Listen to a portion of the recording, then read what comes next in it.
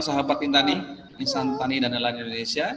Pagi ini berjumpa kembali di hari Rabu penuh inspirasi.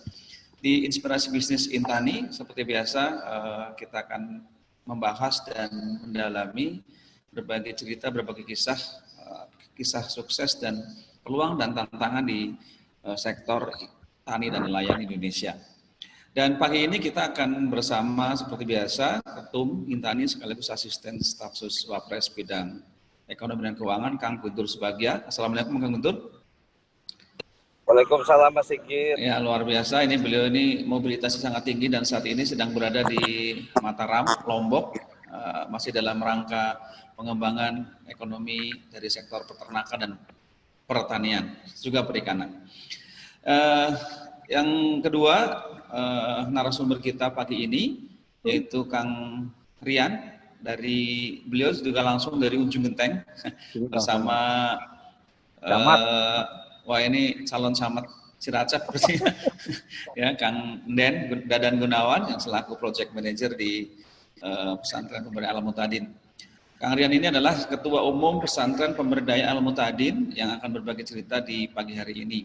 Dan selamat pagi untuk rekan-rekan semua Insan Tani dan Nelayan Indonesia yang telah bergabung di webinar kita pagi ini dan juga yang ikut memantau lewat Zoom. Baik, sahabat Insan Tani dan Nelayan Indonesia, kita mulai karena Kang Guntur dalam perjalanan dan beliau masih ada acara, maka kita kasih kesempatan kepada beliau untuk memberikan pandangan dan peluang bagaimana pemberdayaan ekonomi khususnya berbasis pesantren di pagi ini. Silakan Kang Guntur. Oke, siap. Baik, terima kasih para peserta webinar Inspirasi Bisnis Intani. Pagi ini kita setiap Rabu melakukan webinar yang isinya adalah best practice, sharing pengalaman, dan motivasi bagaimana kita bisa mengembangkan pertanian, peternakan, dan nelayan. Alhamdulillah Rabu ini saya kebetulan sedang di Lombok. Saya juga nanti siang bersama gerakan pembumian Pancasila dan 70 tuan guru di sini kita sedang menyiapkan peternakan rakyat ya, konsorsium pesantren. Jadi ini mungkin di salah satu piloting yang bisa kita duplikasi di beberapa tempat nantinya. Nah, hari ini webinar kita akan membahas hal yang sangat unik ini. Kalau kemarin kita membahas tentang ekspor, khususnya ekspor rumput laut gitu kan. Kemudian kemarin tentang lembaga keuangan mikro, BMT bagaimana pembiayaan untuk petani. Kemudian sebelumnya mengenai apa ya sebelumnya itu. Nah, hari ini yang pertama puyuh kan? Oh iya, yang satu bisnis puyuh ternyata peluangnya juga sangat besar itu kan. Itu kebutuhan puyuh jutaan butir telur itu kan belum bisa terpenuhi di Jakarta. Nah, hari ini adalah satu konsep korporasi petani yang kita kembangkan berbasis pesantren yang diselenggarakan di Sukabumi di Pesantren Al-Muhtadin. Jadi Al-Muhtadin ini sedang menyiapkan dan mengelola lahan pertanian 1.000 hektar yang kita gandeng semua mulai dari funding sampai ke off-taker dan semuanya kita menggunakan pihak-pihak swasta. Ini untuk menggambarkan bahwa bisnis di sektor pertanian juga cukup memberikan keuntungan buat para swasta yang berminat gitu kan. Tapi catatan kita selalu ke skala ekonomi. Jadi kalau terlalu kecil memang skala ekonominya nggak masuk, makanya Al-Muhtadin itu mengembangkannya sampai 1.000 hektar. Nah, progresnya sangat cepat saya kira. Kemarin sebulan lalu beberapa minggu lalu saya sudah dapat laporan katanya 570 hektar sudah tanam, mungkin sampai pekan ini sudah berkembang. Dan yang menarik adalah semua yang dilibatin adalah partisipasi masyarakat. Termasuk gapoktan dan juga jaringan komunitas. Nah, kalau melihat perkembangan pesantren Pemberdayaan Al-Muhtadin ini kan sangat luar biasa. Setiap saya ke sana selalu ada progresnya. Kemarin saya udah lihat di update-nya sudah ada kolam ikan. sebelumnya sudah ada destinasi wisata baru Dewa Dewi ya, desa wisata industri, desa wisata agro gitu kan. Nah ini mungkin nanti bisa kita kembangkan lagi dan ini kita jadikan satu piloting, satu model bagaimana pemberdayaan masyarakat yang menggunakan hub pesantren sebagai hubnya. Ini jauh lebih simpel dan lebih mudah memberdayakan masyarakat. Nah hal yang sama kita coba di Nusa Tenggara Barat. Ini saya sudah 2 kali ini dalam selama pandemi ini sini bulan lalu dan sekarang kita lagi mencoba peternakan sapi. Insya Allah ini akan bekerja sama dengan Bank NTB Syariah dan juga nanti kita akan gandeng beberapa mitra-mitra lain. Nah, ada 60 pesantren yang sudah bersedia konsorsium dan hari ini saya akan ketemu lagi dengan 70 tuan guru. Nah, Intani tugasnya adalah itu mengkonekkan, jadi connecting people istilah kita, bagaimana menghubungkan potensi-potensi menjadi satu kekuatan ekonomi yang berbasis kerakyatan dan kita bisa mendisrupsi, memangkas tata niaga yang panjang sehingga petani bisa mendapatkan keuntungan atau pendapatan yang lebih baik. Nah, beras Intani juga kemarin sudah di launching Mas Adet nih ya, itu alhamdulillah responnya sangat cepat itu kita sekali ini udah beberapa ton kemarin gitu kan. Nah, mudah-mudahan beras-beras petani lainnya bisa kita ambil, kita off-take dengan harga yang lebih baik daripada dijual ke umum dan kita jual ke masyarakat lebih terjangkau, tetap bersaing karena jalur distribusinya lebih pendek. Nah, insya Allah ke depan kita lagi menjajaki kerjasama dengan Evermos. Evermos adalah platform reseller terbesar saat ini yang akan bekerjasama dengan Intani untuk memasarkan produk-produk para petani, nelayan, dan peternak. Nah, itu mungkin Mas Sigit pengantar dari saya gitu kan. Mudah-mudahan diskusi ini bisa menginspirasi banyak orang, terutama Mas Rian bisa menceritakan pengalamannya bagaimana mendirikan pesantren baru sebagai kiai muda gitu kan, dan bisa menggerakkan ribuan orang masyarakat, 1.000 orang gitu kan, luar biasa itu yang selama ini susah sekali digerakkan ini. Jadi kalau berikutnya Rian nyalon caleg itu udah langsung kepilih itu satu suara itu. Nah, tapi bukan itu bukan itu yang utama adalah bagaimana kita bisa mensejahterakan para petani, di sisi lain juga para generasi muda bisa mengambil bisnisnya di industri hilir, di industri of farmingnya, sehingga mencetak lapangan kerja baru. Mungkin itu Mas Sigit pengantar dari saya. Selamat berwebinar. Nanti mohon maaf saya nggak gabung full mungkin. Insya Allah semua akan lancar-lancar dan sukses untuk webinar hari ini. Silakan Mas Sigit. Baik Kang Guntur, sebelum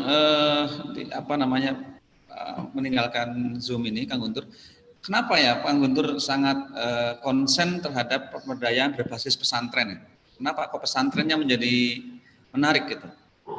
Ya, ini yang sebenarnya ada potensi kearifan lokal yang dimiliki oleh Indonesia sejak sebelum kemerdekaan yang tidak pernah disentuh baik oleh pemerintah ataupun oleh masyarakat pada umumnya untuk dijadikan infrastruktur pembangunan ekonomi kerakyatan. Jadi itu adalah pesantren. Jadi pesantren ini banyak keunggulan. Pertama, dia hadir di tengah masyarakat. Kedua, mandiri ya, berdirinya sendiri tanpa bantuan pemerintah apapun mereka berdiri. Ketiga, kiainya pasti pemimpin masyarakat, tokoh ya, sehingga kalau menggerakkan masyarakat sekitar ini lebih mudah, lebih gampang gitu kan. Nah, yang lainnya adalah potensi pesantren ini kan jumlahnya ada 29.000 pesantren lebih. Bahkan data terbaru katanya dari NSPP ada 30.000 pesantren. Santrinya ada 18 juta. Nah, ini kan potensi yang luar biasa. Kalau potensi pesantren menjadi hub, menjadi center, menjadi pusat pergerakan ekonomi kerakyatan di daerah masing-masing, ini akan mampu menggerakkan ekonomi desa, yang kemudian dari desa menjadi bergulir menjadi ekonomi tingkat kabupaten dan sampai ke tingkat nasional. Nah, justru pesantren inilah yang kita sangat concern kembangkan. Nah, yang lainnya adalah kita mengapresiasi Pak Joko Widodo, Presiden RI kita. Sekian ratus tahun pesantren hadir, balas sebelum kemerdekaan, tapi tidak pernah ada regulasi yang mengatur tentang pesantren secara khusus. Nah, pertama 2015 Pak Jokowi mencanangkan Hari Santri Nasional ya sebagai hari peringatan santri dan gerakan pesantren. Nah, ini setiap tanggal 22 Oktober. Nah, kemudian kemarin tahun lalu Pak Jokowi juga melahirkan Undang-Undang Nomor 18 tahun 2019 Undang-Undang Pesantren. Nah, dalam Undang-Undang Pesantren ada 3 fungsi, Mas Sigit. Pertama, pesantren sebagai lembaga pendidikan, sebagaimana yang sekarang sudah berjalan. Kedua, pesantren sebagai lembaga dakwah, ya, dakwah di sini dalam arti luas, ya, dakwah agama dan juga mungkin penerangan, ya, informasi. Kalau dulu di Menteri Penerangan itu ada jupen, nah pesantren itu bisa menjadi juru penerang, gitu kan. Nah, kemudian yang satunya adalah fungsi pesantren sebagai lembaga pemberdayaan masyarakat. Nah, pemberdayaan masyarakat dimaksud salah satunya adalah memberdayakan ekonomi masyarakat. Nah, potensi ini yang sekarang ternyata menjadi satu kekuatan yang bisa ikut andil membangun perekonomian nasional Indonesia, dan selama ini sama sekali tidak disentuh. Pak Wakil Presiden memiliki beberapa tugas prioritas saat ini, ada 5 ya, nanti saya sampaikan juga di sini. Pertama, beliau punya tugas pengentasan kemiskinan, tentu ini juga bisa menggunakan jaringan pesantren. Jadi kalau bansos disalurkan lewat pesantren mungkin akan jauh lebih efektif, gitu kan, sampai kepada masyarakat yang tepat sasaran, karena biasanya pesantren sudah punya database para mustahik, ya, orang-orang nggak mampu, gitu kan, sehingga database inilah yang bisa dijadikan pertanggungjawaban siapa yang menerimanya. Nah, kedua tugas Pak Wapres tadi, pertama pengentasan kemiskinan, kedua adalah pemberdayaan UMKM, khususnya usaha mikro dan kecil. Karena apa? Dari 64 juta usaha UMKM, itu 97%-nya adalah usaha mikro. Jadi hanya 0,5% kita punya usaha besar, dan hanya 1% kita punya usaha menengah. Jadi nggak banyak sebenarnya usaha menengah. Yang lainnya adalah mikro. Tapi serapan tenaga kerjanya itu ada 107 juta orang. Nah, di sisi lain justru mereka memberikan kontribusi pada PDB, produk domestik bruto, mencapai 60%. Dan ini luar biasa sebetulnya.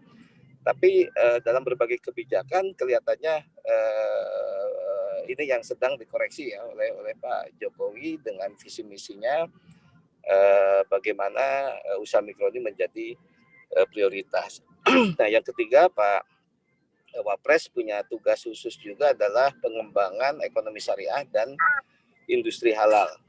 Nah, kita prihatin dengan kondisi yang berkembang saat ini di global, yang menguasai pasar ekonomi halal, ekonomi syariah adalah negara-negara lain, dan sebagian yang menguasai pasar produk makanan halal justru negara-negara non-muslim. Di situ ada pertama Brasil, kedua Amerika, ketiga Argentina, Rusia, kemudian satunya lagi perlu saya cek satunya. Tapi itu negara-negara non-muslim, sementara pasarnya adalah negara-negara muslim. Nah, ini yang sebetulnya perlu segera dikembangkan. Ekonomi syariah dimaksud bukan hanya keuangan ya, sekarang itu kita kembangkan industri halal. Alhamdulillah dengan kebijakan yang sangat cepat Pak Jokowi dan Pak Wapres Kiai Ma'ruf Amin, dalam waktu yang cepat Pak Kiai Ma'ruf dan Pak Jokowi bisa memberikan izin 2 kawasan industri halal sekarang, satu di Cikande punya Modern Land, satunya lagi di Sidoarjo. Di Sidoarjo ini namanya Safe and Lock ya, Safe and Lock. Nah, kemudian Di luar itu, Pak Presiden juga sangat concern bagaimana Indonesia memiliki bank syariah yang besar bersama Pak Wapres.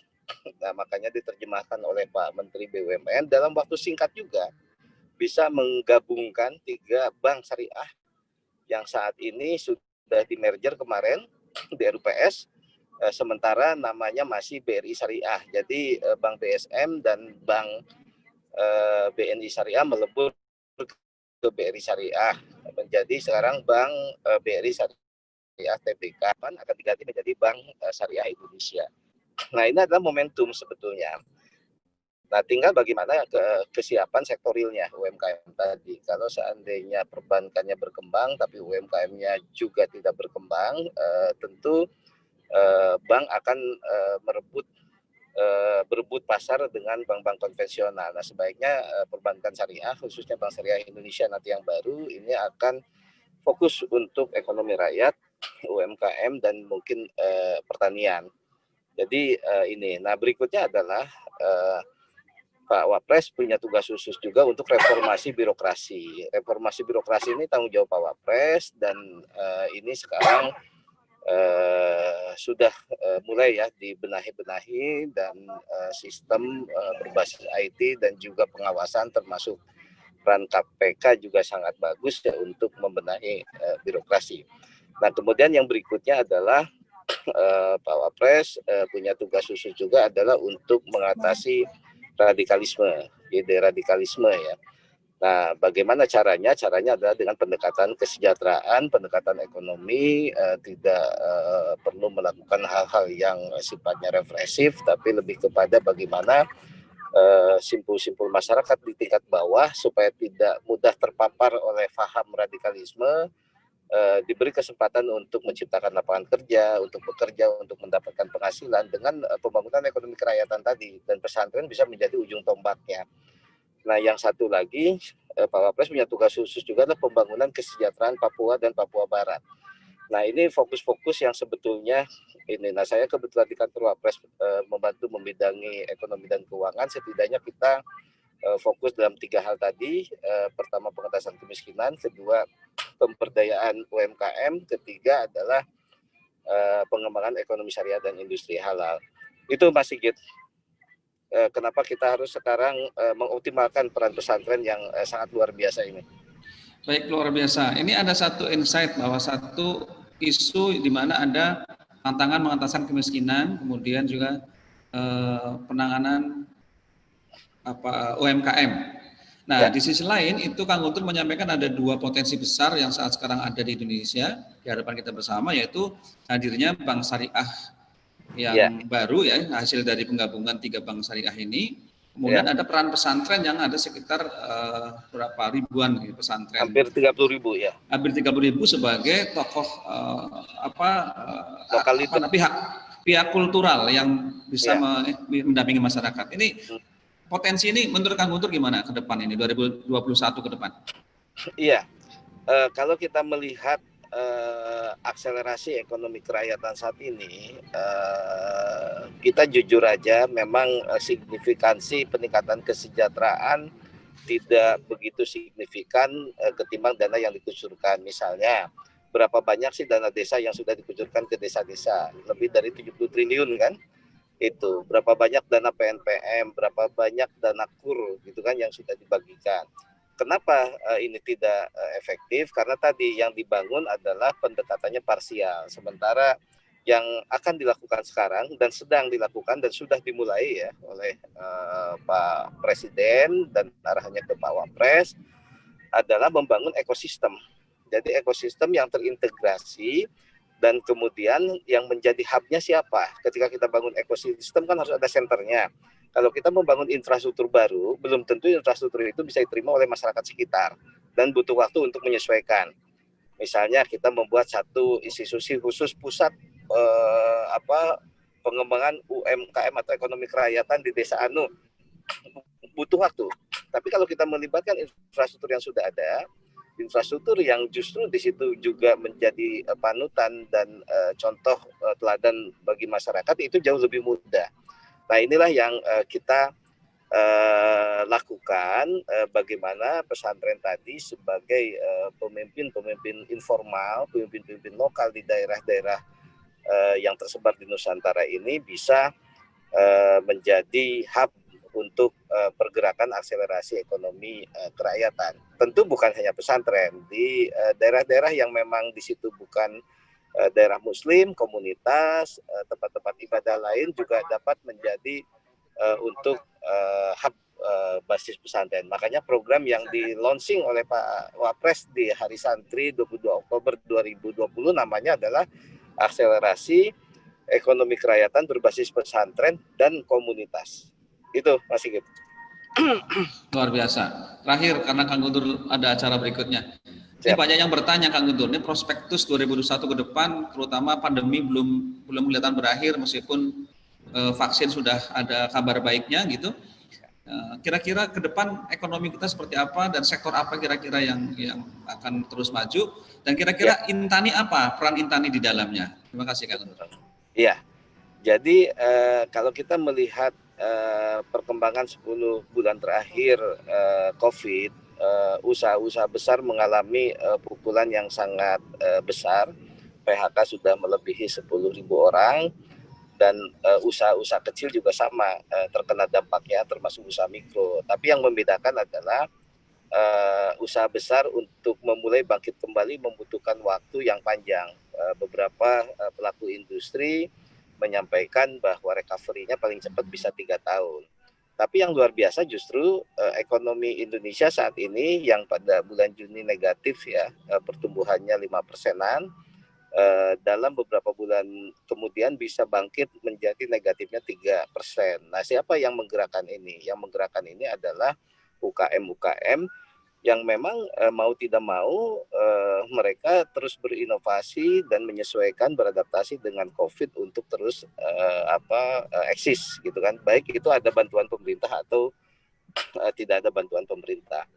Nah, pemerintah sendiri punya program PEN gitu kan, tapi sebagian besar UKM bergerak secara mandiri. Jadi sektor-sektor UKM ini akan menjadi motor penggerak ekonomi nasional di tengah COVID ini, dan ini akan menjadi motor utama di tahun 2021. Nah, sektornya apa yang bisa menjadi pionir saat ini adalah isu tentang industri manufaktur, isu tentang migas, isu tentang sawit, batubara dan lain-lain kan banyak hal yang sekarang tantangannya justru yang terlihat dalam hasil risetnya BPS kemarin, selama pandemi usaha yang tumbuh dan naiknya signifikan sampai 16,24% itu adalah sektor pertanian, perikanan dan peternakan. Jadi sektor inilah yang sebenarnya kita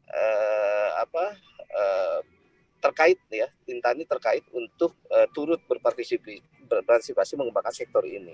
Nah, cuma seringkali kita tuh tidak bisa memanfaatkan momentum. Nah, makanya saatnya sekarang Intani untuk bergerak lebih agresif. Salah satunya yang sekarang saya, Mas Sigit, Mas Rian dan kawan-kawan lain lakukan adalah dengan melakukan penetrasi wilayah-wilayah untuk turut membantu mengembangkan ekonomi kerakyatan khususnya di sektor pertanian, perikanan dan kelautan. Nah, sektor-sektor ini yang sangat prospektif. Nah, kedua, untuk saat pandemi ini kita tidak perlu berpikir dulu pasar ekspor. Kalaupun ada peluang ekspor itu bisa ini. Tapi bagaimana kita bisa memenuhi kebutuhan nasional tanpa harus masyarakat tetap akan memiliki penghasilan yang cukup baik.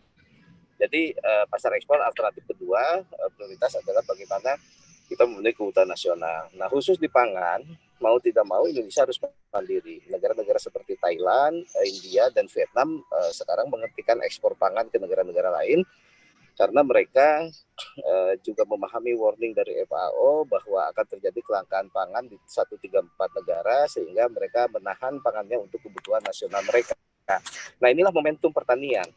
Jadi kalau istilah Pak Jokowi di sambutan di MPR lalu menyampaikan beliau bagaimana kita bisa memanfaatkan momentum di tengah pandemi COVID ini sehingga menemukan pola-pola baru untuk membangkitkan ekonomi nasional.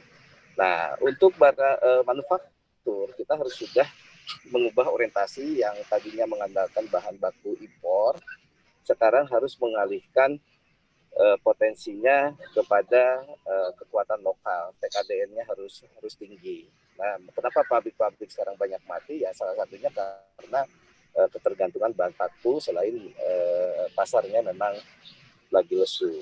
Nah, ketiga yang perlu kita pikirkan adalah Indonesia harus memiliki core ekonomi ya yang menjadi unggulan. Kalau melihat sumber daya alam dan sumber daya lautnya, Indonesia seharusnya core ekonominya di sektor pertanian dan perikanan, termasuk nah ini sebenarnya momentum untuk Intani, insya Allah nanti setelah sekarang juga kita kolaborasi ini dengan pesantren, dengan gerakan pemulihan Pancasila, kemudian dengan Intani, kolaborasi membangun peternakan. Insya Allah nanti tanggal 18-19 kami juga diundang oleh Forum Silaturahmi Pondok Pesantren dan Perkumpulan Orang Banten di Pondok Pesantrennya seprovinsi Banten ya. Ini juga membicarakan bagaimana membangkitkan ekonomi umat. Dan Intani juga insya Allah di situ akan ada pembentukan pengurus untuk provinsi Banten. Nah ini yang momentum bagaimana kita bisa mengawal. Pendekatan kita adalah bagaimana mengawal, membantu dan menjaring para petani ini tidak untuk kekuatan massa, tetapi bagaimana kita bisa meningkatkan kekuatan ekonomi baik itu para petani maupun ekosistem yang terlibat di dalamnya. Itu masih gitu. Baik, luar biasa. 3 hal yang digarisbawahi: memanfaatkan momentum pandemi ini, kemudian prioritas pasar impor, memenuhi kebutuhan pangan dalam negeri dan pertumbuhan ekonomi dalam negeri.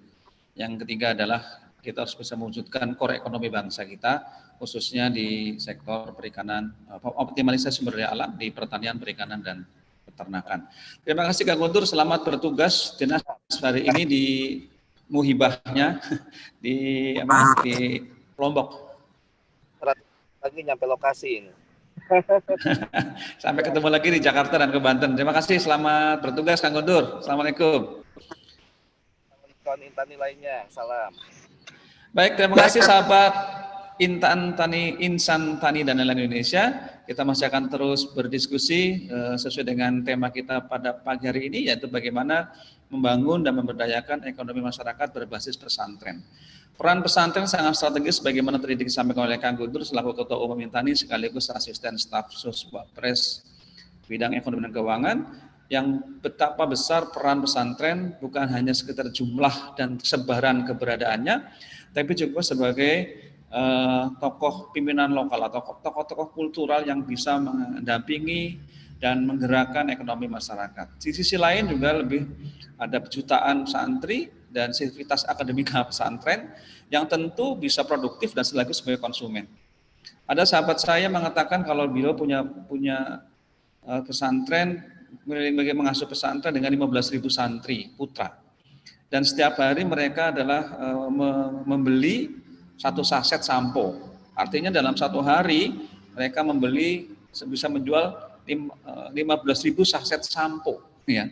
Coba kemudian kopi saset. Nah ini kopi saset juga rata-rata santri putra ini juga ngopi minimal 1 saset kopi saset. Jadi kalau 15.000 santri ada juga menjual koperasi pesantrennya 15.000 saset kopi. Ya, pertanyaannya adalah siapa yang memproduksi kopi, siapa yang memproduksi sampo saset itu. Nah, kalau pesantren hanya sebagai konsumen.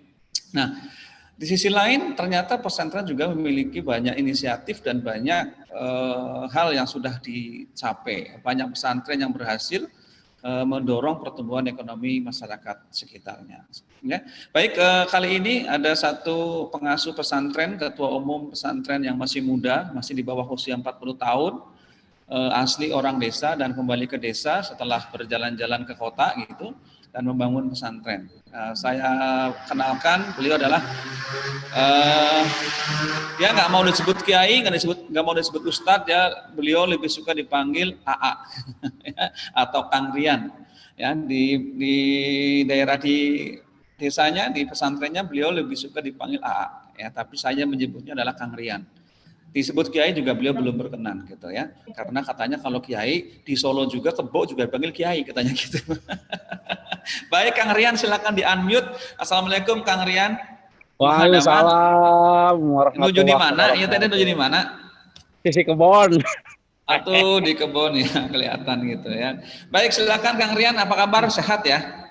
Alhamdulillah sehat. Kali ini diberi kesempatan oleh kita di Intani Bisnis Inspirasi Bisnis untuk sharing, ya, berbagi pengalaman dan apa yang sedang dilakukan dan apa yang akan dilakukan, tujuan apa, kenapa kemudian Kang Rian masih muda kembali ke kampung untuk bangun pesantren. Nah, gitu.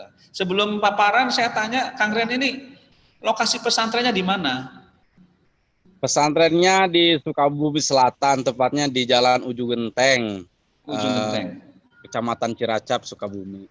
Kecamatan Cilacap, Sukabumi. Masih Ya, masuk peta lah, masih ada di map. Kalau di Sherlock masih bisa ya? Bisa. Iya, tapi nggak ada sinyal rupanya kelihatannya, jadi kalau nyampe juga bisa nyasar. Baik Kang Rian, mangga silakan. Luar biasa nih, terima kasih kesempatannya. Salam inspirasi bisnis Intani. Alhamdulillah saya merasa bersyukur dan bahagia ya. Allah sudah meridhoi pada hari ini saya bertemu bersama orang-orang soleh, orang-orang pinter, para guru-guru saya ini. Nah, ini bicara guru nih, saya selalu bilang begini sama teman-teman di sini. Saya ini jadi orang bodoh tapi di antara orang-orang pintar. Dibanding saya jadi orang pintar di antara orang bodoh, saya bilang begitu. Alhamdulillah, saya memilih yang kedua saja nih hari ini. Alhamdulillah, saya mungkin paling bodoh nih. Tapi di antara orang pintar lah. Bismillah, alhamdulillah. Saya sebetulnya rada kikuk ini karena di forum yang sangat mulia dan terhormat ini, satu yang jadi moderator guru saya plus pembina di pesantren saya. Yang satu lagi pas Pres itulah yang memberikan akses dan peluang untuk Al-Muhtadin. Al-Muhtadin sendiri alhamdulillah sudah kita rintis dari 2011. Ide dan gagasan, mulai aplikasi 2013 dan diformalkan secara yayasannya baru tahun ini 2020 bulan Mei.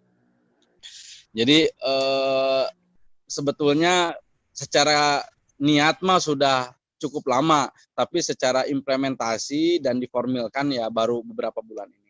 Tapi alhamdulillah dengan niat dan tekad yang kuat, betul kata Allah, harik yadaka ya besutuhu, tugas kamu itu gerakan saja, bergerak aja, gerakan tanganmu, maka urusan lain-lainnya aku yang menggerakkan, kan gitu.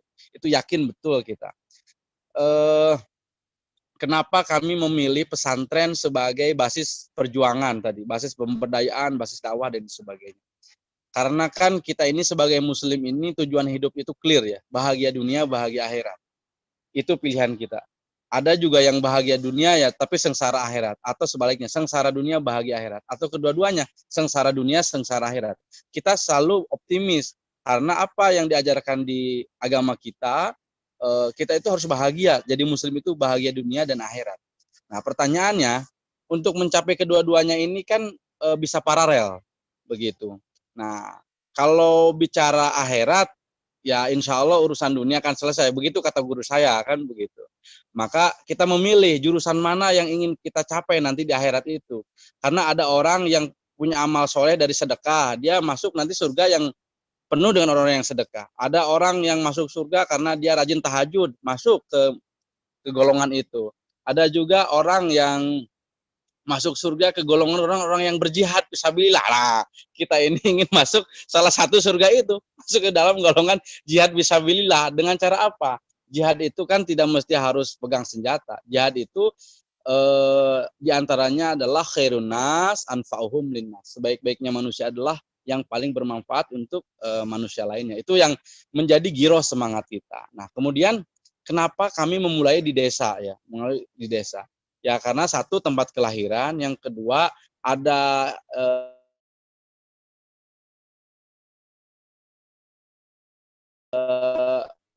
ada story yang didoain oleh sekampung untuk bisa kuliah, dan kemudian saya kehidupan di Kang Rian, Jakarta cukup lama. Kang Rian, ya. Kang Rian, ini mohon maaf, ini sinyal Ya. di ujung genteng kayaknya tersendat-sendat. Mau diulangi lagi? Kenapa tadi bangun pesantrennya? Oh iya. Kenapa membangun pesantren ya di Al-Muhtadin ya, berbasis pesantren pergerakan kita pergerakan dakwah itu ya, tadi karena memang satu kebutuhan dari masyarakat ketika itu belum punya akses pendidikan, kemudian belum punya akses pengetahuan yang mumpuni. Kalau sekolah formal rada jauh dan begitu, tapi kan akses pengetahuan itu kita harus kita ciptakan. Yang paling mudah ya melalui pesantren itu. Dengan masuk pesantren, semua bisa belajar, semua bisa menggali pengetahuan. Nah, itu salah satu alasan pergerakan kita itu berbasis pada awalnya, dan cita-cita kita itu ya cukup saja. Yang penting yang belum bisa baca Quran bisa baca Quran, yang belum bisa baca sholat ya, doa sholat, bisa baca sholat, itu aja target capaian kita. Tapi dengan berjalannya waktu, iya, rupanya setelah kita asmen itu ada 3 permasalahan yang mendasar di daerah yang tempat kita bernaung ini. Satu, bagaimana kita bisa memberikan solusi bagi yang tidak punya pengetahuan di berbagai kalangan, di berbagai usia, gitu. Kemudian bagaimana yang tidak punya penghasilan, mereka punya penghasilan. Yang ketiga, bagaimana yang tidak punya terbelakang ya, punya akses masa depan. Artinya yang terbelakang supaya maju. Nah, aksesibilitas. Jadi satu, pengetahuan, pendapatan, akses. 3 ini yang melatar belakangi, ini kita harus punya peran di sini gitu ya, sebagai implementasi dari khairunas anfa'uhum linnas tadi. Dan alhamdulillah ketika kita coba membuat sebuah mimpi ya, membangun mimpi, modal kita siapa sih? Modal kita yang paling utama adalah masyarakat, sumber daya manusianya. Artinya apa? Selama mereka mau berubah, selama mereka mau bergerak, selama semua ingin maju, insya Allah apa yang kita kerjakan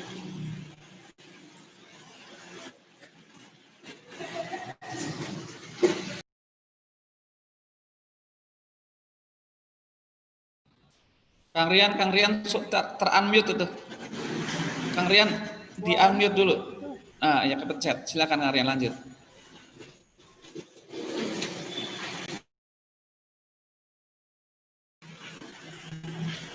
Masih di mute itu. yang mute ini. Iya. Ya. Nah, lanjut. Refocusing dari pesantren Pembaya Al-Muhtadin itu di 2020 kita bedah terhadap 2. Satu, upaya, yang kedua usaha.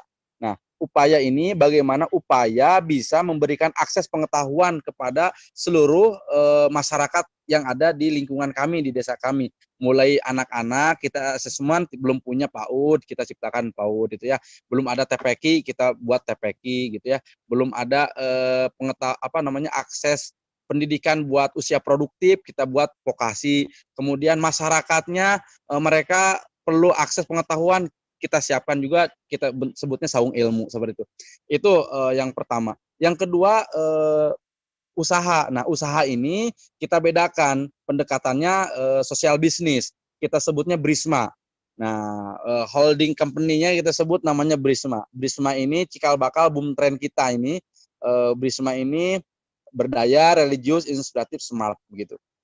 Nah, alhamdulillah dari sektor pendidikan, usaha kita sudah mulai lebih dulu. Di sektor upaya sudah lebih dulu. Di sektor usaha nih di 2020 ini kita alhamdulillah ini diberikan sama Allah ini hadiah begitu banyak. Diawali awal tahun kita diberikan amanah kurban 2.000 ekor untuk di Al-Muhtadin sendiri. subhanallah ini luar biasa. Ya aktor-aktornya yang pembicara di sini, moderatornya sebetulnya itulah di balik layarnya. Jadi sebetulnya yang didekati itu nanti itu pembicara sama moderator, udahlah selesai begitu urusan kan begitu. Nah, itu alhamdulillah dari situ kita punya modal sosial yang tinggi, kepercayaan sosial yang tinggi dari stakeholder di lingkungan kita, dari mulai governance ya, RT, RW sampai camat, levelnya bahkan bupati, kemudian di level pengusaha lokal ya, mulai tukang pengepul beras, tukang pengepul ternak, sekarang menjadi satu ekosistem bersama Al-Muhtadin menjadi satu padu untuk mewujudkan satu semangat, satu tujuan yang sama, yaitu satu meningkatkan lapangan pekerjaan, yang kedua meningkatkan ekonomi ya, yang ketiga mencegah urbanisasi gitu ya. Itu yang kita menjadi satu kesatuan misi bersama antara Al-Muhtadin dengan seluruh sektor. Nah, sehingga dari mulai modal sosial itulah kita makin pede. Nah, karena makin pede, betul juga janji Allah ini. Ketika kita sudah memantaskan diri, maka urusan kepantasan itu, amanah itu Allah datangkan. Nah,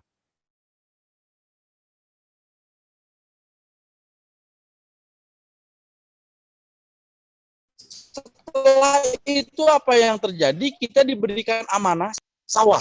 Nah, modal sosial tadi kita sebut masyarakat itu adalah santri kita. Kenapa? Karena petani kita ini, Brisma itu sektornya 3. Sato, Mina, Tani. Nah, saya bicara yang Tani. Sato tadi kita alhamdulillah dapat kurban 2.000 ekor. Yang Tani dulu saya ceritakan yang sekarang. Pertama kita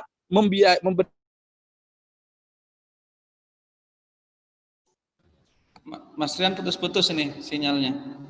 Ini sahabat Intani mohon dimaafkan karena di lokasi pesantren di ujung genteng sana memang terkendala dengan sinyal. Jadi terkadang sangat sulit kita mengakses sinyal. Alhamdulillah pagi ini beliau bisa berbicara di tengah-tengah kita.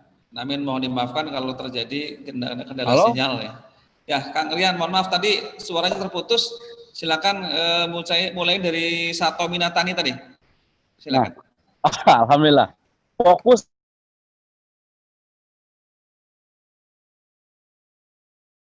dari satuan usaha Brisma ini, petani kita mendapat amanah 2.000 ekor kambing untuk kurban tahap awal. Yang kedua, dari sisi pertanian, pertama kita mendapat amanah untuk memberikan pendampingan dan permodalan terhadap 50 hektar sawah. Dan alhamdulillah Allah juga kasih kita keberkahan ya, mendapatkan hasil yang baik ya, rata-rata 6 ton per hektar. Artinya kita panen awal tahun 2020 kemarin punya sekitar 150 ton.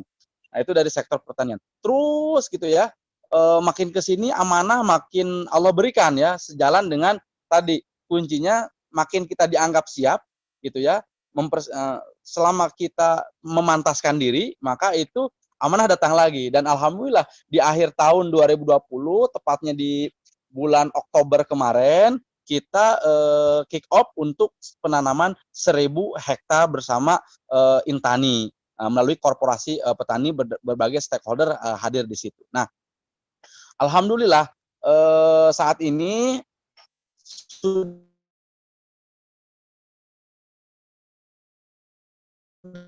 tercatat di kita untuk santri untuk baru ini 1.200 orang.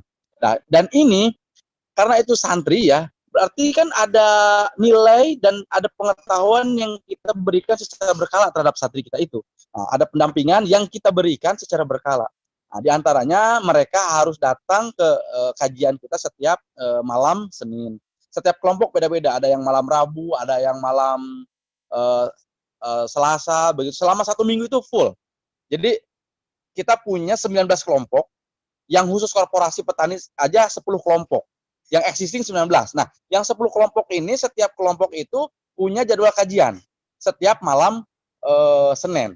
Nah, ini kan ada proses transfer knowledge. Nah, pertanyaannya adalah yang mentransfernya itu kan harus punya pengetahuan ya. Lagi-lagi yang punya pengetahuan ini narasumber ini, ya, moderator sama Pak Stafsus ini kan, Pak Stafsus Wapres tadi. Nah, gitu. Nah, alhamdulillah Allah berikan hadiah buat kami semua di sini Al-Muhtadin, orang-orang soleh, orang-orang yang Allah pilihkan. Nah, itu sebetulnya modal dari tadi, modal sosial masyarakat kita punya. Allah titipkan modal finansial, Allah titipkan modal orang-orang yang kompeten di bidangnya. Ini sebetulnya hadiah dari Allah untuk kami. Nah, ini bersyukur sekali. Oh iya, beda pendekatan kita melalui governance, pendekatan kita melalui bisnis dan sebagainya. Pendekatan kita melalui pesantren, insya Allah berkali banyak. Pertanyaannya adalah saat ini bagaimana ini pesantren yang kita kelola ini terus bisa menjaga amanah berdasarkan koridor kepesantrenannya tadi. Makanya apa yang kita berikan materi terhadap para santri kita, santri tani, santri ternak, ya, santri perikanan, itu tadi satu tahapan yang pertama adalah penguatan integritas akidah. Akidah itu akad kan, akidah itu ikatan yang kuat.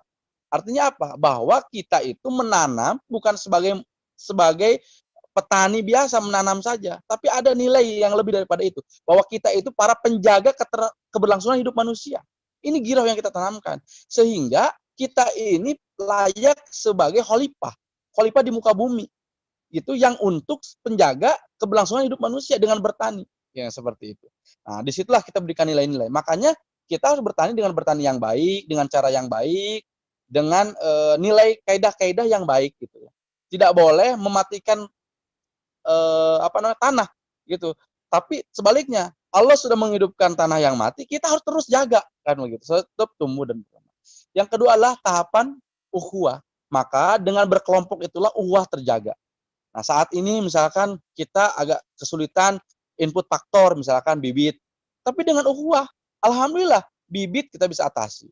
Ada kesulitan apa? Finansial, keuangan. Alhamdulillah melalui Brismal kita ada yang menitipkan amanah keuangan ke kita.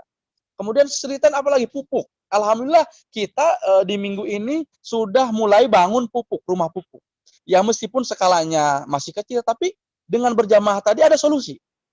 Sampai pada akhirnya nanti panen, pasca panen. Alhamdulillah pasca panen juga alhamdulillah kita dapat amanah lagi. Melalui Intani, alhamdulillah BI memberikan amanah CSR kepada kami untuk pembuatan 1 unit RMU lengkap dengan dryer, dengan gedungnya. Nah ini menurut saya ini adalah suatu hadiah dari Allah yang tidak bisa kita kufuri, harus kita syukuri terus. Artinya apa? Kami pun punya tantangan di lapangan, harus mengupgrade diri, harus mengupgrade kepantasan kita, supaya apa? Supaya kita ini selalu menjadi orang-orang yang pantas mendapat amanah itu. Nah, ini menjadi modal keyakinan kami gitu ya. Dan kami sangat yakin sekali ketika kita sudah nawaitunya sudah betul gitu ya. Itu tadi tugas kita sebagai khalifah itu harik yada kaya besutu, bergerak, maka aku akan menggerakkan orang-orang itu. Ya insya Allah hal-hal teknis lainnya itu dimudahkan lah semuanya. Baru pada tahap yang ketiga setelah akidah, ukhuwah, muamalah, tarbiyah itulah pengetahuan. Nah, mereka itu kita berikan pengetahuan.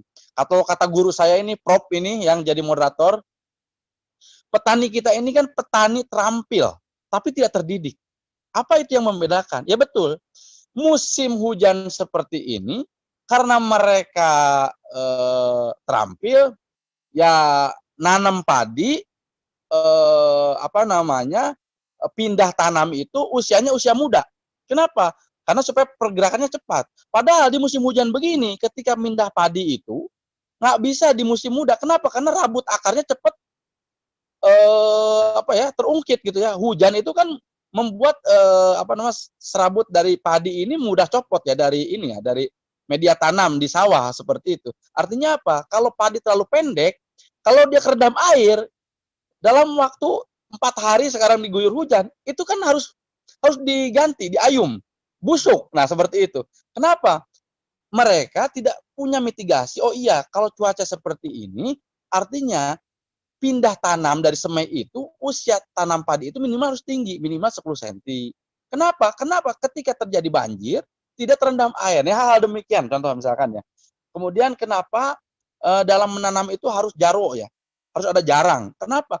Karena secara pengetahuan, sinar matahari adanya di pinggir, kemudian matahari bisa mudah masuk ke dalam, sehingga nutrisi terpenuhi. Nah, Karena mereka itu tanamannya terampil, tidak tertidih. Ketika dia pindah kampung, kemudian sawahnya terasiring, kemudian dia memakai metode jarwo juga. Nah, ini nggak nyambung. Kenapa kamu pakai? Karena ini kontur tanahnya itu terasering. Oh iya, karena dulu ya begini, ya nggak bisa. Kalau terasering sinar matahari sudah tercukupi, nggak usah pakai jarum. Ada metode lain. Nah, pengetahuan itu hanya bisa mereka akses ketika mereka jadi santri Al-Muhtadin. Nah, seperti itu. Karena nggak mungkin dia kuliah ke IPB, kadang udah jadi praktisi, usianya udah 50 tahun, 45 tahun, berat petot, gitu. Gimana kan begitu, untuk meningkatkan keterampilan. Nah, alhamdulillah, sehingga Al-Muhtadin ini pesantren satu-satunya kalau saya cek di bah Google itu, yang santrinya itu adalah masyarakat langsung, secara formal. Sehingga kalau ditanya santri kita mana? Santri kita itu para praktisi langsung. Mereka para petani langsung. Seperti itu. Sehingga dia punya giro yang luar biasa. Bahkan kita menampung santri-santri yang lulusan formal datang ke kita untuk keahliannya. Kenapa? Karena begini Pak, kadang ini refocusing itu menjadi penting. Sumber daya di kami ini adalah Sato Minatani, maka fokusnya Sato Minatani. Ketika anak-anak ini di sekolah SMK diajarkan ilmu teknik mesin, IT dan sebagainya, setelah lulus mereka bingung. Kemana nih? Kalau saya urusan otomotif, saya harus ke Cikarang saya. Kalau pabriknya buka di sana, masalahnya di sana kan nggak buka saat ini pandemi. Nah, akhirnya apa? Merasa putus asa. Wah, saya udah sekolah nih dapat kejuruan ke teknik mesin otomotif F1 nggak bisa disalurkan kan begitu. Nah, ini salah satu asesmen kita. Oh iya, di sini itu adanya Sato Minatani seperti itu. Terus, alhamdulillah saat ini untuk dari sektor pertanian kita sudah replikasi terus dan alhamdulillah kita memakai akad komersil untuk sektor pertanian ini dan alhamdulillah kita sejauh ini mendapatkan hasil yang baik seperti itu. Nah, alhamdulillah juga untuk santri kita di bidang perikanan kemarin ini baru setor ke kita alhamdulillah. Ini saya dapat cerita unik, Pak. Jadi kita itu punya santri perikanan. Punya kolam itu 11 kolam. Nah, dia itu apa namanya, secara konvensional lah dia bertanam itu. Tawakalnya tinggi, artinya dia cukup nyelumin ikan bawal, habis itu kasih makan selesai begitu. Karena biasanya hasil, seperti itu. Kemudian datanglah kita Al-Muhtadin. Bagaimana kalau kita coba tingkatkan nilai produksi budidaya? Wah, kami udah biasa seperti ini. Ya cukuplah dan sebagainya. Nggak apa-apa, Al-Muhtadin ingin coba pakai apa namanya, pinjam satu kolam kamu gitu ya. Tapi dengan cara dan metode yang kita coba berikan ke mereka. Seperti apa? Kamu hanya bekerja sesuai dengan rutinitasmu, memelihara dan sebagainya. Urusan permodalan dan sebagainya kita gitu. Apa yang terjadi?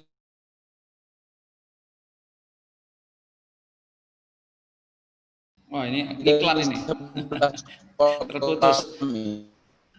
Kang Rian, ini sedang asik-asiknya nunggu apa yang terjadi, terputus ini. Sambil nunggu Kang Rian, teman-teman semua silakan yang mau bertanya, siapa yang bertanya boleh raise hand, boleh via chat.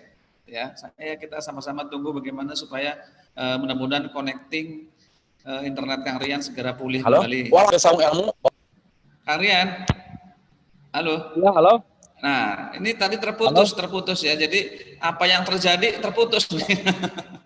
Diulangi lagi dari apa yang terjadi ini. Rutinitas silakan nih diulangi lagi nih ceritanya.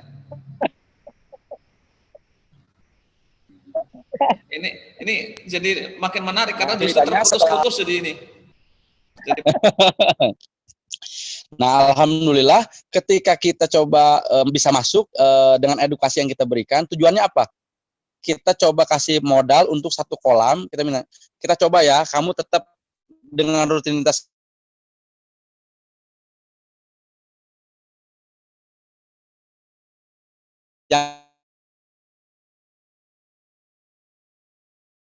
yang satu kolam, kita yang kenapa? Kita ada di pinggir pantai. Bisa wifi nggak? Nah, sebentar. Kenapa? Karena para peternak ikan ini kan banyak dari mereka itu para penjaga pantai. Yang mohon maaf, itu kan secara harian dan sebagainya itu mengandalkan fisik, gitu, otot lah begitu. makin keren, makin kayak Wiro Sableng ya, makin penghasilan banyak kan seperti itu kan. Nah, kita nggak bisa seperti itu terus. Nanti nggak ada yang mau berkunjung ke kita berikan. Kita coba budidaya dengan budaya ikan. Ikan itu cuman cukup untuk kita aja, selesai kan begitu, nggak bisa kita punya cita-cita lebih. Nah, makanya kita coba dengan modal 1 keramba tadi. Artinya apa? Dia memelihara 11 kolam, 1 punya kita. Kita berikan modal, kita dan sebagainya.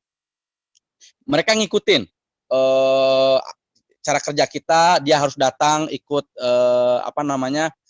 kajian kita, ikut upgrade pengetahuan tentang market dan sebagainya, begitu ya.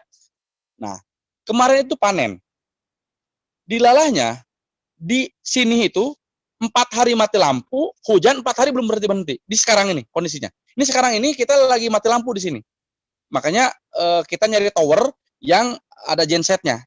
Ini ceritanya. Udah ada surat edarannya nih. 4 hari 4 malam nih. Kalau di Jakarta 4 jam aja rame kayaknya. Seperti itu. Nah, alhamdulillah dia nangis. Saya bilang, "Kamu bertato jangan nangis." Kenapa? "Pak, alhamdulillah, untung Bapak maksa saya untuk ngelola ikan punya Al Muhtadin." Kenapa? "Pak, tahu nggak? Saya ini sudah naruh ikan ke semua kolam." Halo? Ya. Karena 4 hari hujan tidak berhenti, akhirnya apa? Airnya naik kan? Airnya naik, kolamnya semua rata. Nah, kalau kolamnya rata semua, ikannya kemana kira-kira? Ikannya kan migrasi semua. Kan begitu.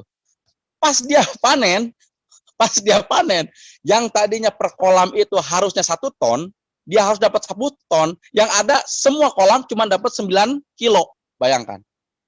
Nggak bisa yang dipanen.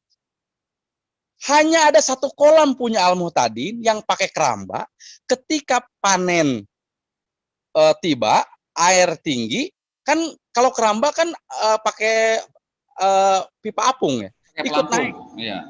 Pelampung. Akhirnya apa? Ikannya tetap di dalam. Masih bisa dipanen. Berapa yang dipanen? Dapatlah 6 ton. Dapatlah 6 kuintal. Berarti berapa? 600 kilo. 600 kilo. Nah, kata dia, ini nggak bisa. Harusnya bukan 6 kuintal, harusnya 1 ton hitungan dia. Kenapa? Karena jumlah pakan juga 1 ton selama 28 hari. Oh iya, pas dicek keramba kita itu jebol, Pak. Kenapa? Karena ikan-ikan bawal yang di luar, yang liar tadi itu nggak dapat makan, dimakanlah keramba kita. Nah, nih kata dia, kita coba. Biasanya kalau makhluk hidup, mau sapi, mau kambing, mau ayam, mau ikan, kalau jam makan kita kasih di tempat yang sama, dia kumpul lagi. Kita tes, Pak. Kumpul lagi di situ. Kita kasih makan. Habis itu mereka masuk, langsung kita singkrap. Dapat lagi 3 ton. Total pas 3 kintal. Total pas 1 ton. Pas dihitung, kemarin itu kita bisa jual tertinggi itu 21.000 per kilo ikan mas. Nah, sisanya yang liar masih banyak 3.000 ekor lagi. Setelah kita hitung-hitung, kita dapat margin selama 29 hari dari modal 30 juta itu 9 juta ya. 9 juta lebih lah gitu.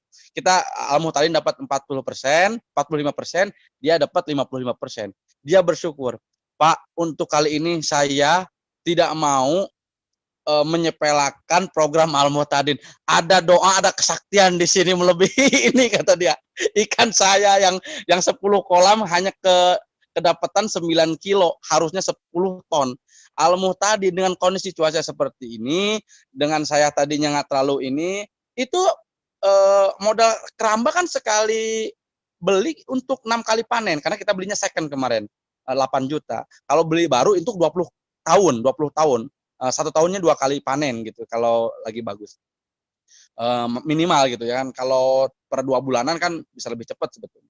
Nah, alhamdulillah, apa yang kita berikan ke mereka nilai. Nah, alhamdulillah, bedanya kita tidak punya ukhuwah dengan punya ukhuwah seperti ini. Ketika kita menjalin sebuah ukhuwah, maka banyak hal yang bisa kita yakini dengan ukhuwah ini kita saling memberikan pengetahuan, saling memberikan semangat, saling memberikan tanggung jawab, dan yang paling penting lagi dengan ukhuwah kita seperti ini, yang bertanggung jawab terhadap kita ini bukan satu orang, tapi bersama-sama. Karena kita selaku Al-Muhtadin, selaku pendamping, ikut bertanggung jawab. Ikut bagaimana memikirkan bagaimana ikan itu bisa kembali lagi. Ikut memikirkan bagaimana penjualan itu bisa bagus di pasaran. Itu 21.000 itu harga borongan dari Cirata datang ke sini. Kalau keceran itu 25.000 per kilo. Nah, yang ngantri mau beli ikan itu saat ini udah banyak sekali. Kenapa? Karena di Cirata ikannya sekarang pada pingsan. Perubahan cuaca, mereka menanam ikan masnya pada pingsan, pada mati. Musim ini gagal panen di Cirata, gitu. Ikan bawalnya pada kabur. Nah ini sehingga ini pasokan ikan, alhamdulillah punya kita, Allah selamatkan nih. Nah ini experience kita yang pertama untuk santri perikanan kita. Alhamdulillah kita punya santri perikanan itu ada 20. Tapi rada serem kalau santri perikanan kita karena semua bertato ya dibanding santri peternakan sama pertanian gitu. Karena memang kulturnya adalah anak orang-orang pesisir seperti itu. Tapi alhamdulillah lagi-lagi saya berikan bahwa oh iya, kalau usaha sekedar usaha mah semua orang juga usaha. Orang Allah itu kasih rezeki ke seluruh manusia. Tapi kan ayat Allah itu nggak begitu. Ada 3 tingkatan. Ketika Allah memberikan rezeki itu, ini karena ini omongan pesantren nih.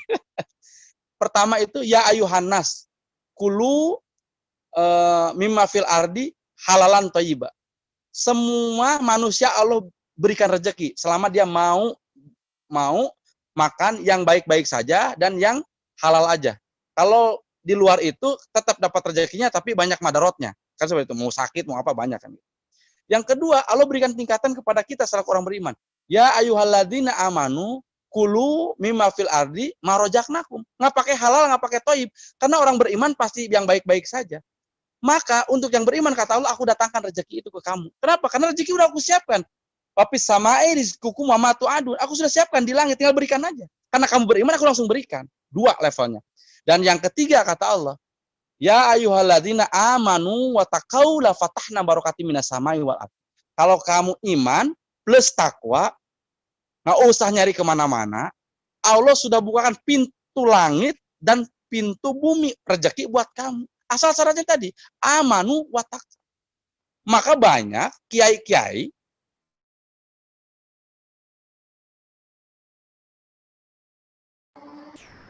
Ya, lanjut Kang Kiran.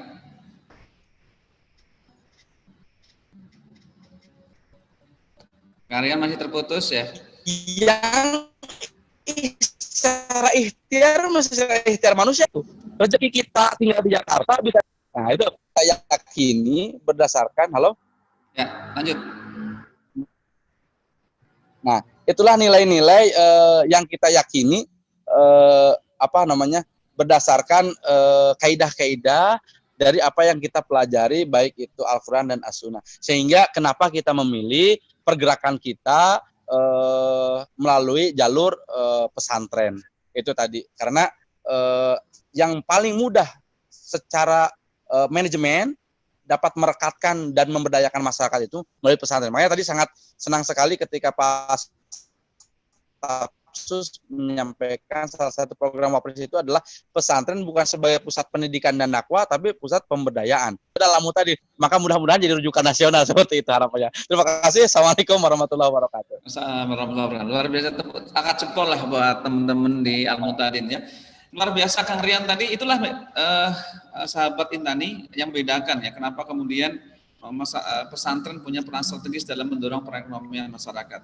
Karena di ujung paparan Kang Rian ini menyampaikan bahwa ada dasar-dasar kaidah, ada dasar keimanan dan ketakwaan, ada dasar-dasar bagaimana berserah diri betul-betul sebagai hamba dan kepada Sang Pencipta yang Maha Kuasa menentukan segala rezekinya. Nah jadi disinilah perbedakan bahwa pemberdayaan yang melalui pesantren itu memang sangat efektif ya dalam menggerakkan masyarakat. Baik, sahabat Intani, pagi ini sudah banyak yang hadir, ada dari Kemendes, ada dari teman-teman di Madura, sahabat Intani yang lain, dan Saya juga mengundang Prof. Gunawan Sumodiningrat selaku pakar pemberdayaan dan ekonomi kerakyatan UGM. Mudah-mudahan beliau sudah bisa hadir untuk dapat bisa memberikan ulasan di sesi ini.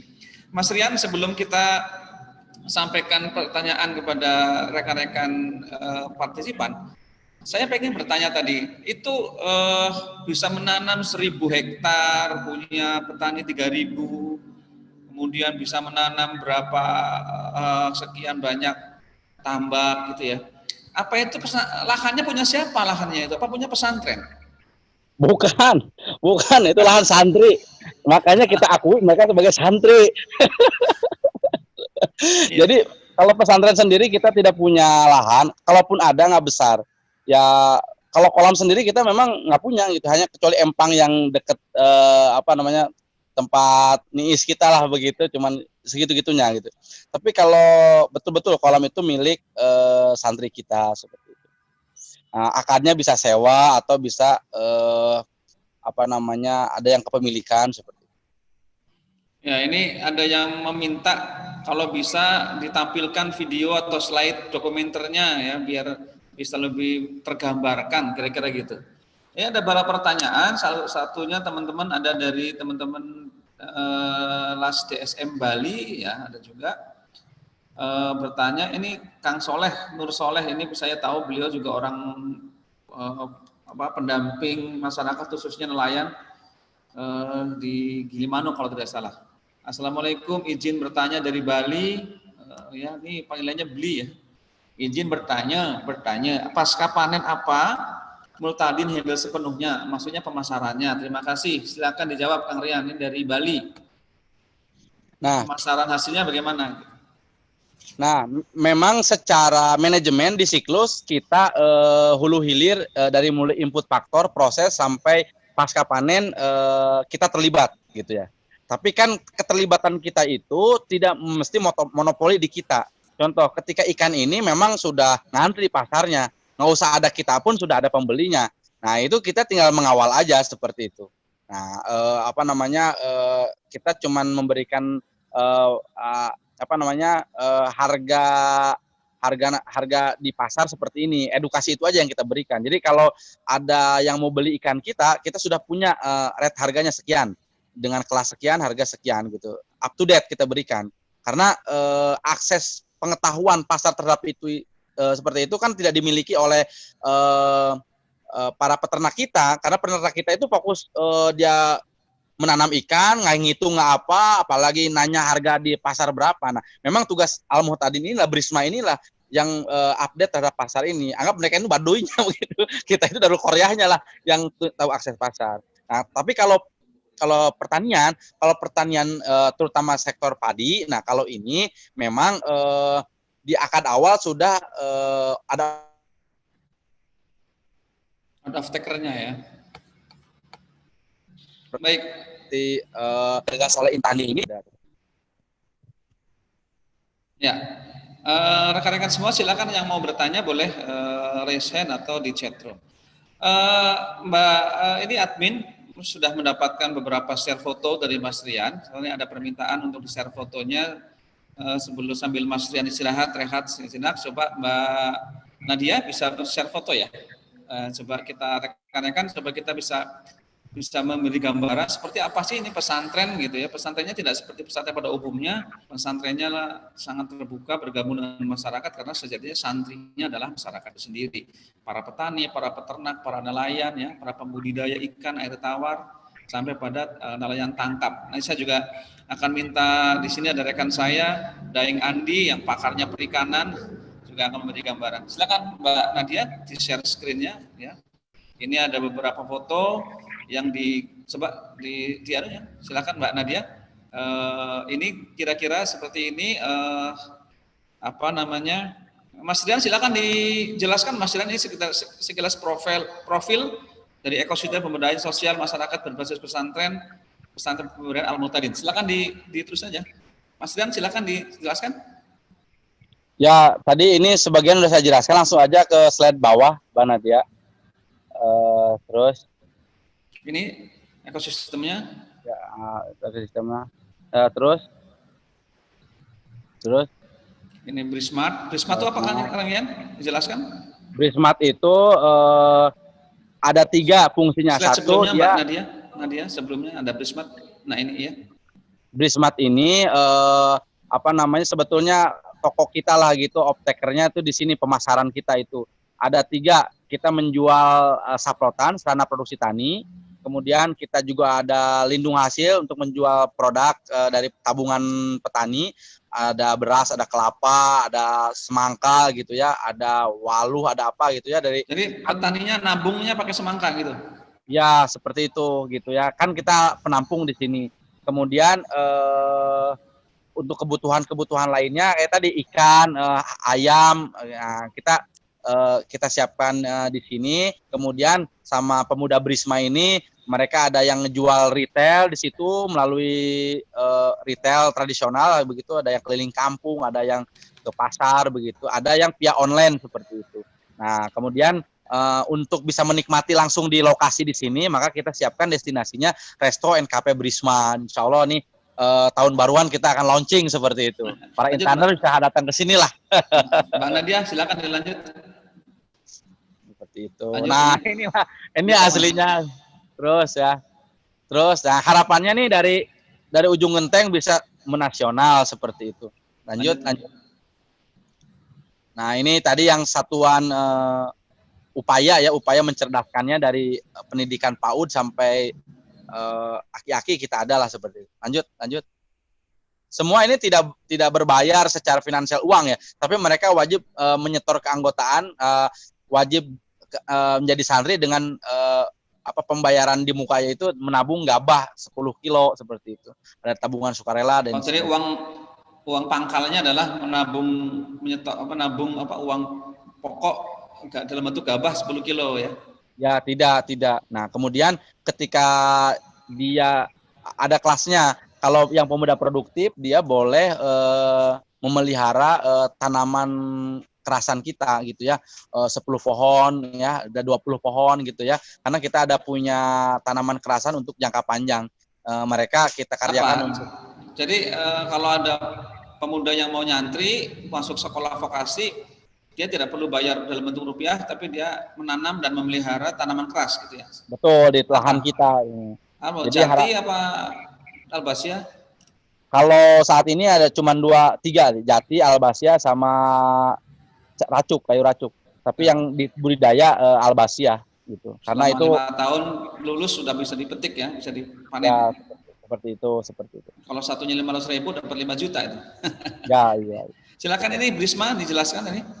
Nah, Brisma ini farm kita ada. Nah, farm ini yang tadi kita ceritakan, alhamdulillah kita dapat amanah 2.000 ekor. Nah, sekarang ini santri kita itu rata-rata punya 1 ekor kambing. Nah, ada 2 ekor ya, ada yang 5 ekor, ada yang 10 ekor. Nah, ini kandangnya nyebar di mana-mana. Sekarang kita siapkan rumah pupuk untuk memanfaatkan kohe dari ternak-ternak mereka. Jadi kalau ada pembeli kurban sejumlah berapa ribu ekor, nah, alhamdulillah kita ini saat ini siap gitu ya. Nah, ke depan harapannya kita pengen punya 1 farm sendiri yang langsung di bawah Brisma Farm ini menjadi sentra ternak terintegrasi begitu.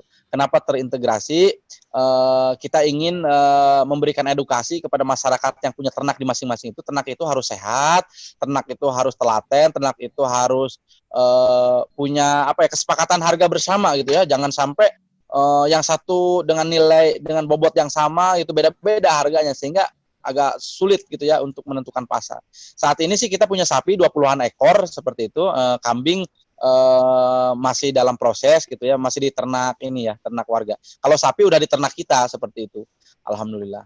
Ada Brisma Tani tadi kita sampaikan, saat ini kita punya 1.000 hektar on progress penanaman, sedang on progress juga untuk pembangunan pasca panennya RMU yang diberikan dari YES ya, Yayasan YES dari CSR Bank Indonesia. Kemudian kita ada Brisma Bahari tadi sampaikan, ada nelayan tangkap laut, ada budidaya tawar. Nah, yang budidaya tawar yang tadi saya ceritakan, kalau tangkap laut itu ya kalau lagi musim hujan atau angin seperti ini agak sulit mereka. Makanya antisipasinya pakai nelayan tawar. Ada Brisma Bud. Ada Brisma Infamous. ada Prisma Kitchen, ada Prisma Toko Tani. Mas Rian terputus lagi nih. Prisma Ikra, Prisma Kopi, Pasar Prisma. Ini unit usahanya. Lanjut mana dia? Mana dia lanjutnya? Ya, ini lokasinya ini ya. Lemari, meja. Ya, kalau hanya itu kayu kerasan lah. Nah, ini lanjut. Lokasinya Nah, ini ya lanjut. Nah, ini silakan dijelaskan ini. Jadi kalau dari pertanian ini kan kita subsistem ini harus lengkap dari mulai input pakai konsumsi. Nah, di input faktor rumah pupuk kita alhamdulillah sudah ada. Jadi kalau mau edutrip ya pendayaan sekaligus wisata ya harapannya bisa datang ke kita kan gitu. Artinya apa? Kita bisa kasih tahu nih integrated farming-nya itu rumah pupuk kita ada menjadi salah satu faktor input untuk menurunkan angka belanja dan untuk menaikkan produksi. Ada lembaga keuangan masyarakat Brismal yang ramah terhadap pertanian. Kemudian kita ada Brisma Vokasi untuk peningkatan kompetensi, keterampilan dan sebagainya. Ada Brisma itu tadi toko dan sarana produksi pertanian kita kembangkan juga untuk memenuhi kebutuhan dan menampung dari santri kita kebutuhan pangan dan komoditi lainnya. Kemudian juga untuk menjaga keberlangsungan pertanian kita itu kita punya namanya sawah wakaf. Nah, ini sedang kita galakan. Jadi saya juga menyarankan kepada lembaga-lembaga kalau ada program wakaf, salah satu programnya mungkin bisa sawah wakaf. Kenapa? Orangnya makin banyak di Indonesia ini kan, yang makan juga makin banyak, tapi lahan pertaniannya kan makin sedikit dan yang bertani juga sedikit. Berdasarkan data yang diberikan oleh profesor nih kan, profesor moderator sama Pak Wapres. Kalau saya nggak punya data kan begitu. Ada di Brisma juga ada asintan, alat mesin budidaya gitu ya, bisa nyewa ya ke kita, atau di vokasi juga kita ajarkan ilmu teknik perbaikan bengkel mesin pertanian. Pasca panennya ada RMU, ada lumbung pangan gitu ya. Ada habis itu juga kita punya Brisma Transport untuk mengantar komoditi kita, hasil kita kepada para pembeli ya, para konsumen. Nah, kemudian ada yang di pojok di Brisma, salah satunya di Yes, itu kan ada display. Ya, kita juga ikuti Intani untuk salah satu pemasok kemarin ikranya ya, industri kreatifnya plus nanti hasilnya di situ. Nah, Brisma Kitchen ini alhamdulillah kita ini dapat rezeki banyak para senior ibu-ibu mantan pelayan Raja Salman gitu di Mekah. Ini banyak banget di kita. Nah, kita karyakan Brisma Chicken gitu. Mereka itu masak Eropa, Indonesia bisa semua lah seperti itu. Ini setiap Jumat Mubarok kita memberikan 200 porsi untuk para lansia, para jompo yang memang mereka betul-betul harus diberikan kan gitu ya. Ikhtiarnya hanya betul-betul berdoa aja kalau itu mah ya. Jadi makanya kita datang untuk memberikan. Dari hasil usaha kita. Maka Brisma Kitchen itu kita implementasikan juga dalam bentuk resto and cafe gitu di tempat kita. Insya Allah nih tadi awal tahun kita bisa launching. Lanjut Mbak, percepat aja. Dipercepat aja. Nah, lanjut terus ya, ini produk-produk kita ya, ini salah satu office kita ya, ini pusat vokasi kita ya. Karena pusat vokasi ya kayak begini-gini lah. Pusat vokasi. Ya ini. Ini tempat belajar anak-anak ya. Nah, betul. Jadi di atasnya sementara ini jadi asrama, di bawah tempat belajar. Nah, sebetulnya ini gedung fokus untuk belajar nantinya, tapi saat ini kita sedang ikhtiar supaya bisa membebaskan tanah wakaf di sampingnya berapa meter ya? 200 plus 1.800 meter. Jadi ada 2.000 meter. Itu 100.000 per meternya. Rencananya kita mau bikin asrama dan ininya di situ seperti itu. Tanahnya ini sepotong, ini ada tanahnya itu lurus, ke sampingnya belum. Jadi mungkin ya jamaah atau para intaner yang hadir di sini, ini jarang saya menyampaikan ini kesempatan banget ini, siapa yang mau ikutan wakaf produktif, wakaf tanah ya untuk santri ya, 100.000 lah per meter di sini ya. Insya Allah ini luar biasa. Minimal ngambillah 2 meter begitu. Sesuai dengan nanti kalau kita wafat kan 2 meter ya kali 1. Oke, lanjut Mbak Nadia. Terus lanjut lagi. Lanjut aja. Nah ini ya Lanjut, ini. Pak. Nah ini panen nih pas Stafsus nih kemarin. Nah ini tempat kita nih. Yang mana nih? Ya, inilah pusat belajar kita di sana seperti ini. Lanjut lagi. Lanjut. Nah ini kemarin Korporasi Pertanian. Ini Nah, yang ini ya. Kerambanya ini tadi ya menceritakan ya. Keramba ya. Ada yang tangkap, ada yang budidaya tawar. Itu yang budidaya tawar itu Camat Cilacap itu. Lanjut. Panggilan kita buat manajer Bisma nih. Nah ini industri kreatif kita mau tadi. Lanjut, Mbak. Lanjut lagi. Ya. Baik, terima kasih Mas Rian. Itulah kira-kira gambarannya. Sekarang sedang membangun lagi desa wisata ya, Tema Dewi, desa wisata agro dan desa wisata industri perumahan yang sedang kita bangun. Di tutup aja, share-nya di. Nah, baik Mas Rian, ini masih banyak pertanyaan di chat. Apakah ini pertanyaan dari Ibu Yani Andayani, ya Ibu Andi Andayani, langsung beliau malah minat wakaf tanah, gimana caranya? Nah ini langsung ini, ini mantap ini ya. Ini juga, tapi syaratnya minimal 200 meter apa 2 meter tadi? Ini juga ada Pak rekan saya ini Muhammad Ibrahim ya Kang, ini bisa mensupport nanti bagaimana mengkampanyekan wakaf untuk pesantren. Ini Mbak Yani bertanya, Assalamualaikum warahmatullahi wabarakatuh. Waalaikumsalam. Mohon info bila lahan milik santri atau milik pesantren, milik santri ya. Bagaimana sistem bagi hasilnya? Kalau modal usaha dapat dari mana saja? Jadi ini Brisma dari pesantren Al-Mutadin, kemudian santri punya sawah gitu ya, terus dibiayai melalui Brisma. Bagi hasilnya atau akadnya seperti apa itu Mbak Mas Rian? Nah, mereka itu minjem melalui Brismat. Brismat itu dapat amanah. Pinjam ya. Pembiayaan ya. Iya. Pembiayaan ke Brismat. Brismat itu dapat modal dari mana? Nah, yang sekarang ini dari Korporasi Petani tadi dapat modal. Nah, akad ke santri kita itu ada 2. Satu, ada bagi hasil, atau yang kedua pakai akad salam. Kalau akad bagi hasil ya tinggal dibagi aja nanti hasil. Kalau rugi juga bagi rugi. Kalau akad salam itu kita sudah tentukan, misalkan dalam 1 hektar dia butuh modal 2 juta.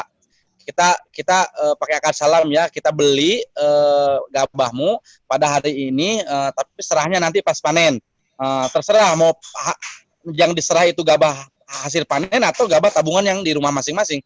Yang penting kita beli senilai 2 juta kebutuhannya dia. Kalau harga gabah 4.500 ya kita senilai 2 juta itu kita berikan seperti itu. Nah, salah satu model akad salam. Kalau bagi hasil, ya tinggal bagi hasil aja, tinggal kita hitung dari mana, dari equity misalkan, oh iya petani itu dia punya modal kerja, punya cangkul, punya tahan. Nah, kita cuma ngasih modal, bagi aja seperti apa gitu ya. Ya kalau kita sih bilang, ya kalau kita hitung-hitungan sih sebetulnya modal gedean petani. 1 hektar ya nggak mungkin juga harganya 10 juta kan, sawah kan begitu. Sementara kita kan cuma ngasih modal cuman 5 juta, 7 juta ya. Makanya kadang mereka sudah kita kasih, nggak usah 50-50, 60% buat kamu juga apa-apa, 40% kita, begitu. Atau sebaliknya, 60% kita, kamu 40% juga apa-apa. Seperti itu. Ya itu tergantung kesepakatan aja, yang udah terjadi seperti itu Pak. Tapi banyak kan sih mereka senangnya akad salam. Kalau akad salam itu saya katanya enak, tiis jeli herang panon. Jadi terbuka hutang seperti itu. Jadi nanti kalau nanti hasil panennya kayak gimana juga dia udah punya cadangan. Karena sejatinya petani itu lebih tertib Pak dibanding dengan ini. Dia itu punya butuh modal itu sebetulnya kolateralnya atau cadangannya itu dia udah punya begitu. Tapi kan kita nggak uangkan. Jadi dia udah punya tabungan gabah. Jadi kalau dia butuh modal 2 juta harus nyerahin misalkan kali 1 5.000 misalkan per kilonya. Atau 5.000 lah misalkan ya. 5.000 kan berarti kan 2 juta berapa kilo ya? 4 kintal. 4 kintal ya? Ya. sejatinya kan dia udah punya cadangan gabah 4 kintal itu gitu, bahkan lebih dari itu karena cadangan makan. Tapi kan ini sebagai insuren dia, kalau ini untuk tabungan dia aja gitu. Nanti dia itu akan menyerahkan ini nanti kalau udah panen berikutnya, kan begitu. Sebetulnya itu lebih aman gitu. Buat petaninya juga seperti itu. Nah, kalau kita kan mereka itu kita berikan kelebihannya, kita ikut memastikan panennya harus bagus dengan edukasi kita tadi, harus bibit unggul. Karena di kita ini kan Pak, salah satu faktor gagal panennya itu mereka bibit sendiri. Jadi kalau bibit pertama itu dijemur 5 hari itu udah jadi bibit buat mereka ini, udah lokal wisdomnya seperti itu. Tapi masalahnya udah kalau turunan ketiga udah nggak boleh kan harusnya gitu. Kalau turunan pertama itu suka bagus kayak begitu. Nah kita, wah sekarang ini bibit ada undang-undangnya nih Om. Jadi kita coba kasih bibit unggul seperti ini, paritasnya kita lihat dulu, paritas 1, paritas 2 kan, kayak gitu-gitu deh. Ada lagi nggak yang nanya mau wakaf tanah ya? Ada lagi nih, wakaf tanah nanti Mas Ibrahim yang akan mempopulerkan ya. Kemudian Mbak Atik dari Melati bertanya, Mas Rian, bagaimana untuk manajemen keuangan, apa dipegang Mas Rian sendiri atau ada santri yang mengurusi? Menggemuki banyak Mbak, ngurusin sih enggak di tempat saya. Nah ini saya itu belajar sama BI bahwa pesantren itu salah satu kelemahannya itu antara aset kiainya sama aset pesantrennya itu nyampur kan begitu. Nah kita coba belajar dari itu, untuk manajemennya kita ada pengurusnya. Bahkan saya ini hanya mengetahui aja, tidak punya apa bahasanya itu tanda tangan spesimen atau tanda tangan ini. Pertama, karena memang keadaan saya posisi sehari-hari di Jakarta, sementara operasional dan sebagainya kan di daerah. Yang dibuka kan bank daerah, rekeningnya kan rekening yayasan. Untuk memudahkan pengambilannya pun kan mereka pencairannya, spesimennya ya, untuk tanda tangan dan sebagainya. Memang dikelola langsung oleh manajemen profesional di seperti itu. Tidak oleh saya selaku ininya lah gitu. Pertama bukan kiai, kedua gitu seperti itu. Ya, berikutnya teman-teman jangan lupa untuk mengisi daftar hadir ya, nanti ada sertifikatnya. Teman-teman sih banyak yang bertanya, silakan yang bertanya. Ini juga ada teman-teman dari PDT, dari Dirjen PDT. Mas Rian ini kan melibatkan masyarakat desa, yang sekaligus berarti mendorong sampai 3.000-an santri tani, sampai 20-an santri nelayan, sampai lebih dari 50 santri ternak ya. Berarti kan sudah banyak sekali ini di pedesaan kita. Berarti secara otomatis mendorong ekonomi pedesaan ya. Bisa digambarkan nggak berapa miliar dana yang mengalir dari pusat ini sampai ke untuk menggerakkan ekonomi desa ini? Kalau dihitung-hitung juga banyak sekali ini. Subhanallah. Ini nih keuangannya nih berapa miliar? Nih langsung nih keuangannya nih. Berapa miliar Om? 14 miliar Pak. Banyak ya. Coba kalau tadi 2.000 ekor saat kurban aja 2.000 ekor kambing sudah 2 miliar ya. 14 ya ada. 14 miliar. Dalam waktu berapa bulan itu Pak? Ya kan berdiri bulan 5 sampai sekarang Desember. Masya Allah. Ini Pak PDT, Dirjen PDT kami sampaikan luar biasa. Di Al-Mutadi mendampingi satu ya anggaplah kecamatan ya, itu bisa mentransfer dana dari istilah kata dari Jakarta gitu ya, gampang aja gitu, dari kota ke desa untuk produktivitas mendorong pedesaan itu sekitar 14 miliar dalam waktu kurang dari 1 tahun ya, untuk peternakan, untuk perikanan dan untuk tanaman sawah. Itu kira-kira dalam sampai 14 miliar untuk mendorong perekonomian pedesaan. Ini kan sangat menarik ya teman-teman, jadi untuk mendorong sampai, nah sekarang sudah dibangun lagi value yang lain ya, added value, yaitu menjadi desa wisata. Mungkin dari teman-teman berarti Mas Faisal bisa memberi gambaran itu komentarnya, ini cukup bisa mendorong ekonomi pedesaan. Pak Faisal bisa memberi gambaran, monitor Pak Faisal. Ya, Assalamualaikum warahmatullahi wabarakatuh. Waalaikumsalam warahmatullahi wabarakatuh. Mohon izin Pak, saya videonya nggak ditampilin soalnya nggak apa-apa, Pak. Bagus. Tapi yang penting suaranya hadir Pak. Siap Pak, mohon izin. Ya, silakan. Baik, terima kasih sebelumnya kesempatan yang diberikan kepada kami. Perkenalkan saya dari Muhammad Faisal Yusuf dari Dirjen PDT. Sangat menarik memang ketika kita membahas terkait dengan pesantren ini Pak. Apalagi kita ketahui bersama bahwa memang pesantren ini selain daripada bagaimana membina iman, akhlak, dan ilmu daripada santri-santri, juga bagaimana mengembangkan ekonomi-ekonomi yang dan memberdayakan ekonomi masyarakat yang ada di sekitar gitu. Saya banyak juga, bukan banyak sih, sering juga main ke pesantren-pesantren, Masya Allah, itu sampai ada yang 30.000 santrinya Pak, Masya Allah kan. Jadi selain daripada, jadi saya melihat bahwa pesantren ini memang selain daripada notabene ada belajar agama di situ, juga bagaimana memang ada perputaran ekonomi di dalam situ Pak. Bayangkan kalau misalnya sama tadi yang disampaikan bahwa ada 15.000 santri yang setiap hari menggunakan satu saset sampo. Jadi kalau misalnya satu hari berarti 15.000 saset sampo yang dipakai, Masya Allah kan. Ini luar biasa sekali. Nah, kemudian gimana kalau lebih daripada itu kan, Masya Allah. Dan juga bukan cuma santri aja yang bisa diberdayakan, tapi masyarakat yang ada di sekitar itu juga. Jadi memang saya lihat ada siklus ekonomi yang ada di pesantren ini, Pak. Baik itu untuk kalangan pesantren sendiri maupun dari di luar atau masyarakat yang ada di sekitar pesantren itu. Nah, tadi juga saya sempat teringat bahwa apakah dari pesantren yang, mohon maaf Kang Rian tadi, Ustadz Rian yang kelola, apakah memang sudah ada juga kerjasama dengan startup yang lain dan bagaimana mengembangkan misalnya perekonomian di pesantren, hasil-hasil produk-produk yang telah tadi diceritakan bahwa produksinya Masya Allah luar biasa.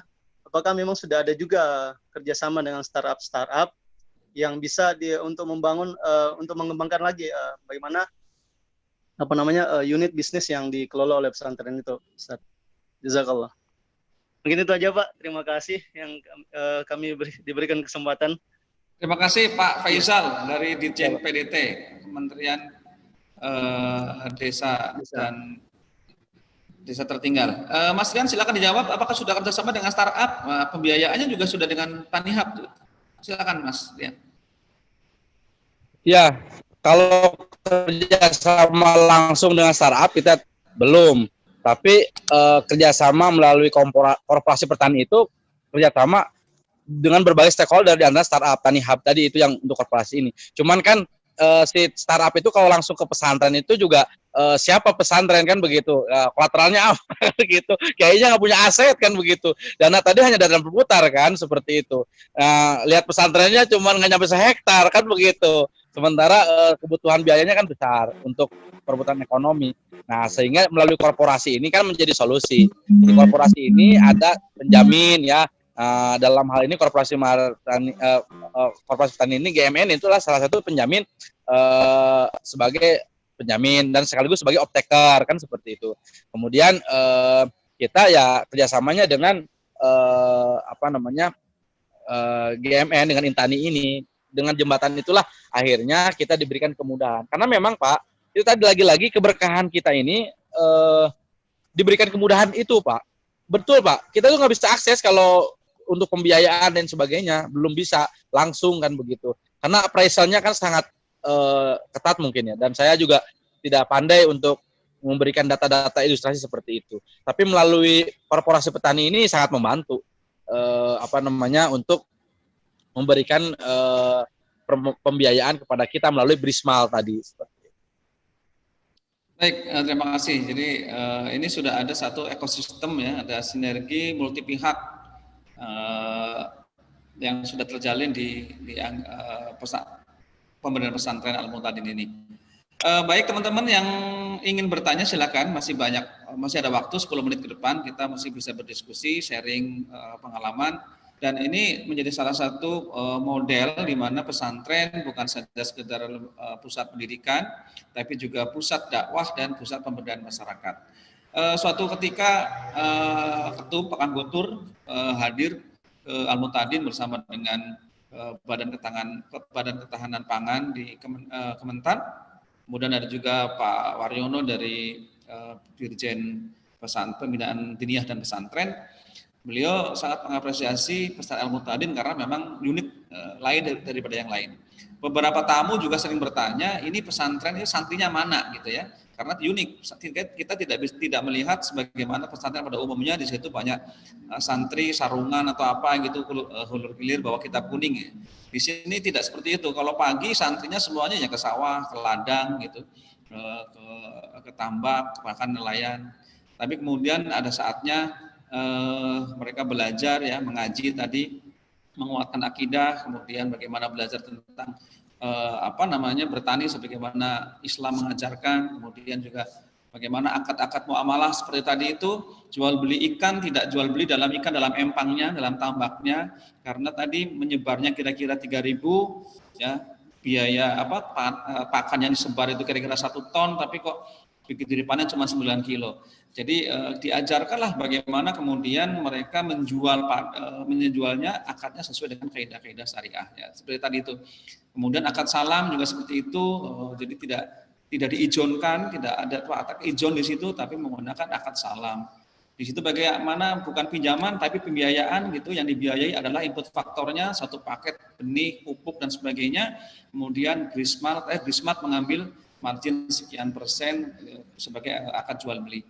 Nah, itu ada beberapa praktek-praktek keilmuan ya, yang sesuai dengan perintah agama, kemudian diterapkan pada para santrinya. Ya notabene tadi ya, kalau pesantri petani yang sudah terlanjur jadi petani, pengen belajar petani di mana tidak bisa kuliah, maka tinggal belajar ke Al-Muhtadin, sudah disediakan pusat vokasi pedesaan. Di situ belajar juga tentang ilmu agamanya, bagaimana beternak dengan baik sesuai dengan ajaran Islam sebagaimana. Nah, yang keduanya di sini juga terlihat bahwa saving lead ya, Mas Rian ini saving lead tidak sekedar pembiayaan, tapi untuk bisa masuk seperti biasanya uang masuk sebagai santri membayar iuran pokoknya. Iuran pokok itu sebetulnya bukan sebagai dibayarkan kepada Al-Muhtadin sebetulnya, tapi sebagai bukti keanggotaan nanti akan menjadi semacam anggota koperasi ya. Jadi menjadi iuran pokok sekitar 10 kilogram gabah kering ya, kira-kira sekitar Rp50.000, sangat murah. Kemudian dia bisa menabung setiap hari, terserah. Nabungnya unik, ada yang nabung pakai kelapa 1 tandan, ada yang nabung pakai semangka, ada yang nabung pakai ayam, dan kemudian menjadi tabungan. Dan tabungan itu bergulir. Nah, sekarang menjelang kurban mereka menabung 1 ekor kambing, 1 ekor domba. Jadi karena ada 3.000 anggota, maka mereka sudah Prisma Farm ini sudah memiliki 3.000 ekor domba yang dalam tanda kutip itu bentuknya adalah tabungan dari para anggota, dan tidak perlu dalam tanda kutip tinggal nunggu pembelinya saja tanpa mengalami pembiayaan dari investor.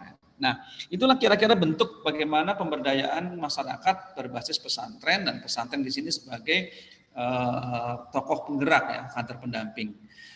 Silakan, di sini juga ada teman-teman dari akademisi, ada Mbak Ana Sardiana, ini kandidat doktor dari Malaysia kalau tidak salah sekarang ya. Silakan kalau Mbak Ana mau memberikan tanggapannya. Ada teman-teman juga dari IPB University, mungkin yang sedang mengembangkan kampus Merdeka, silakan, kami Al-Muhtadin terbuka ya, kami menunggu kehadiran para rekan-rekan universitas untuk bisa mendampingi bersama Al-Muhtadin mendampingi petani pendekatan Merdeka Belajar dan Kampus Merdeka. Silakan dipilih. Saya pikir teman-teman mahasiswa S1 bisa memilih mata kuliah manajemen kelembagaan bisa, kemudian bisa memilih mata kuliah kalau yang pertanian bisa budidaya tanaman pangan, bisa budidaya bisa HPT ya, pengendalian hama penyakit tanaman, bisa masuk beberapa banyak mata kuliah yang bisa dipilih selama bisa Merdeka Belajar di Al-Muhtadin ini. Teman-teman silakan yang ingin bertanya, masih ada waktu sekitar 5 menit ke depan, kita masih bisa berdiskusi. Mas Rian mungkin bisa menggambarkan bagaimana proses tabung menabung sehingga masyarakat bisa naik haji, bisa daftar haji dari tabungan kelapa. Oke, silakan. Ya itu tadi, alhamdulillah ini luar biasa nih. Memang semangat atau giroh itu kan harus saling menguatkan, saling menyemangati kan gitu. Artinya kan kita sih memberikan pemahaman untuk saya dan untuk tim dan untuk yang kita dampingi itu, bahwa dalam hidup ini ada yang harus kita capai, goal. Artinya apa? Tujuan hidup kita itu apa kan begitu. Nah, kalau saya punya uang, coba kita tanya, kalau kita punya uang, tujuan hidup kita apa? Ada yang beli HP, ada yang beli motor dan sebagainya. Artinya tujuan hidup kita ini, bahkan ada yang bingung. Nah, kita canangkan tujuan hidup kita ini kita harus pergi haji. Nah, masalah cara bagaimana ya kita bersama-sama kita hidupin. Dan alhamdulillah dari tabungan yang mereka kumpulkan ini kita yang ngelola, dan mereka tiap hari nitip kelapa, nitip apa yang dia punya begitu, sama kita kan dikonversi jadi uang. Nah, karena udah akad di awal untuk tabungan haji, ya kita amanahkan ke situ gitu. Ada juga yang untuk pendidikan, ada yang untuk BPJS. Dan alhamdulillah ada satu santri kita dari perikanan yang sudah daftar haji suami istri. Saya nangis kalau lihat ke rumahnya, Masya Allah. Saya nggak punya rumah memang di kampung ini, gitu. Tapi saya seneng tinggal di Al-Muhtadin begitu, di kantor dan sebagainya. Tapi lihat dia memang punya rumah. Tapi Masya Allah, rumahnya udah mau runtuh, saya bilang. Tapi dia sudah terdaftar haji. Artinya apa? Di langit dia sudah terkenal. Di bumi mungkin nggak ada yang tahu rumahnya. Seperti itu. Kita nih sedih lihat begitu. Sedih untuk diri saya, bukan untuk dianya. Artinya motivasinya kurang kuat ya untuk kita, gitu. Saya. Gitu. Ada juga dari, kalau kelapa mah udah banyak. Karena memang kalau kelapa kan melimpah di tempat kita. Ya satu keluarga 10 pohon mah itu udah biasa. Masalahnya kelapa ini kan tiap minggu panen dia. Satu tandan isinya 12. $15 kali 3.000 berapa kan begitu. Eder itu tadi optaker kitanya. Akhir tahun begini bos Citerep lagi liburan dia keluar kota. Kita juga waduh gimana ini, jangan liburan nih tabungan kita nih, kayak gitu-gitu. Nah akhirnya oh ya dihilir rupanya kita harus punya kios-kios ke depan itu Pak. Ide kami dari Al-Muhtadin ini, kita ingin di setiap garasi yang nganggur kita siapin display rombongnya, isinya beras, kebutuhan harian aja seperti itu, ikan segar apa semua itu ya. Nanti yang masuk dari Al-Muhtadin melalui Yes Intani, nanti yang ngebiayain rombongnya harapannya itu Yes dari dana CSR, harapannya seperti itu gitu ya. Sehingga salah satu pengurus Majelis Salim itu kita tunjuk sebagai person in charge yang bertanggung jawab keuangannya. Dapat bagi hasil secara profesional, sisanya buat kas Majelis Salimnya.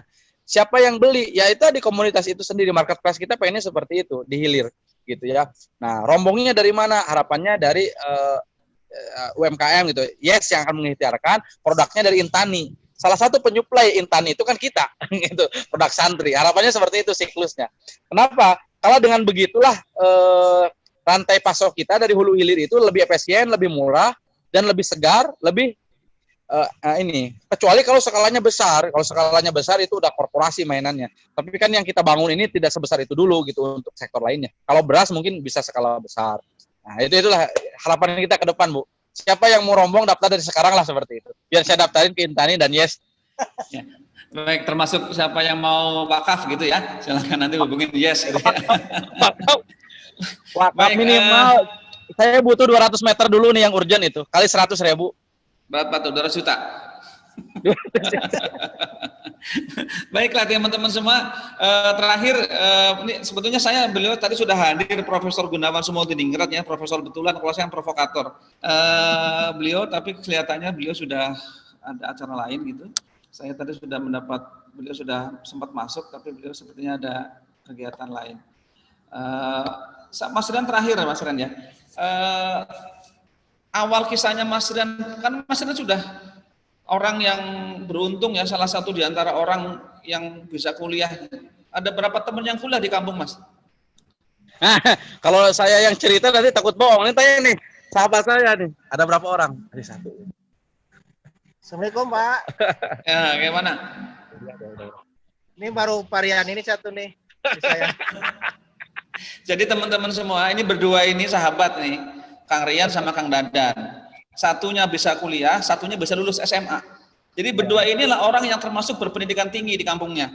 Ya gitu. Kang Dadan itu kalau kuliah itu kalau sekolah dia sekolahnya siang jam 1 sampai jam 5. Berangkatnya itu pagi, pulangnya nginep dulu kira-kira karena jauh jalan kakinya. Gitu zaman dia. Kang Rian juga sama itu, lebih tua sedikit kan, dari tampang rambutnya itu sedikit, yang beruntung bisa kuliah sampai di UIN.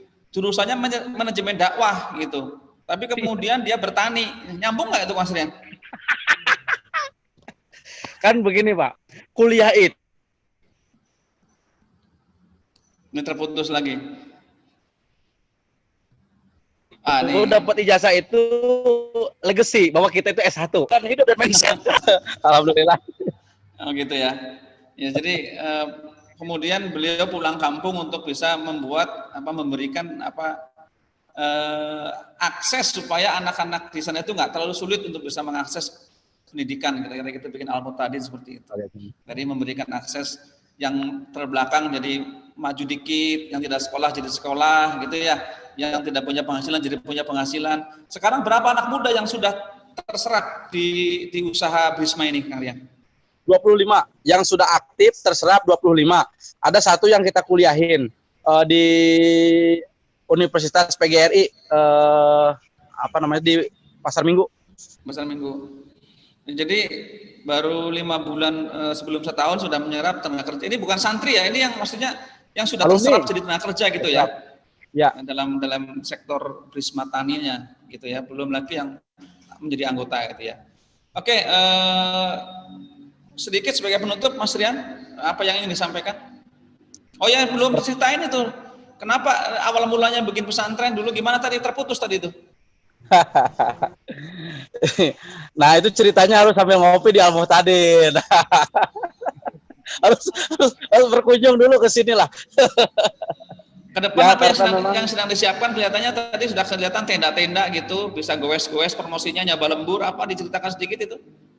Itu kita ingin menciptakan lapangan pekerjaan, kemudian mencegah urbanisasi, dan kita ingin menyajikan wisata yang medah-meduh. Medah-meduh itu bukan hanya refresh pikiran, tapi refresh hati, kemudian punya habis dari pulang dari Al-Muhtadin punya giroh yang tinggi. Maka kita ingin bangun namanya Brisma Ekowisata. Jadi yang ingin datang ke Al-Muhtadin ini dia bisa belajar bagaimana kalau orang kota senang bikin tanaman depan rumah ya kita ajarin. Kalau perlu kita bawain oleh-oleh pulangnya, tinggal nanam di terputus lagi. Di depan rumah masing-masing begitu. Rumahan lah kayak gitu. Seperti itu. Pokoknya kita ingin menjadikan laboratorium sosial lah di sini plus kan ujungnya kan jauh ya. Perjalanan dari Jakarta berapa jam? Kemarin mah cepat 5 jam. 5 jam. Tapi kan nggak bisa PP, bisa nginep nggak di sana? Harus nginep. Jadi gini, 5 jam itu kalau dari berangkatnya dari Sukabumi. Kan tadi nggak nanya berangkat dari mana? Ya, dari Jakarta 7 jam ya? Ya, kalau dari Jakarta 7 jam begitu. Kan nggak mungkin PP tuh. Nggak mungkin. Nah, ada tempatnya nggak nginep? Ada dong. Pokoknya ada. Buat kita ini tantangan jadi peluang. Makanya harus nginep. Makanya kita siapin tempat penginapan. Kalau mau nginep di glamping kita ngadep sawah, cuman 150.000 per malam plus dapat nasi liwet. Kalau mau di tempat yang agak sedikit ini Mas Ibrahim modern kekayuan juga ada saya. Mas Baim udah senyum-senyum pengen nginep di sana ini Mas Baim. Iya. Sudah siap berarti ya, villanya sudah ada, kafenya sudah ada, glampingnya sudah ada, mau nanam boleh. Kalau mau nanam katanya malah diuntungkan kita jadi mengurangi tenaga kerja. Ya, betul. Kalau pada mau panen boleh ya, bantuin panen, bantu ngasih makan ikan boleh, karena malah ngurangin tenaga kerja ya. Betul. Oke, ini luar biasa. Baik, terakhir nih sahabat saya ini dari senyum-senyum pengen ke Al-Muhtadin, Mas Ibrahim, coba silakan kasih komentar penutup. Ini di sini hujan, jadi agak saru ini suaranya. Intinya takut saya ada yang lupa. Kalau nanti mau wakaf segera aja hubungin saya gitu. Gitu aja takut ada yang lupa. Silakan tulis di chat. Yes, kalau chat nomor teleponnya ya. Nomor teleponnya. Chat. Silakan Mas Ibrahim yang mau menyampaikan. Apa? Ini Mas Ibrahim ini. Terima kasih kesempatannya Pak. Kurang besar suaranya Mas Ibrahim. Ya hujan ini di sini. Saya harus pindah dulu nih hujan. Ya. Ya intinya mohon doanya semoga kita istiqomah.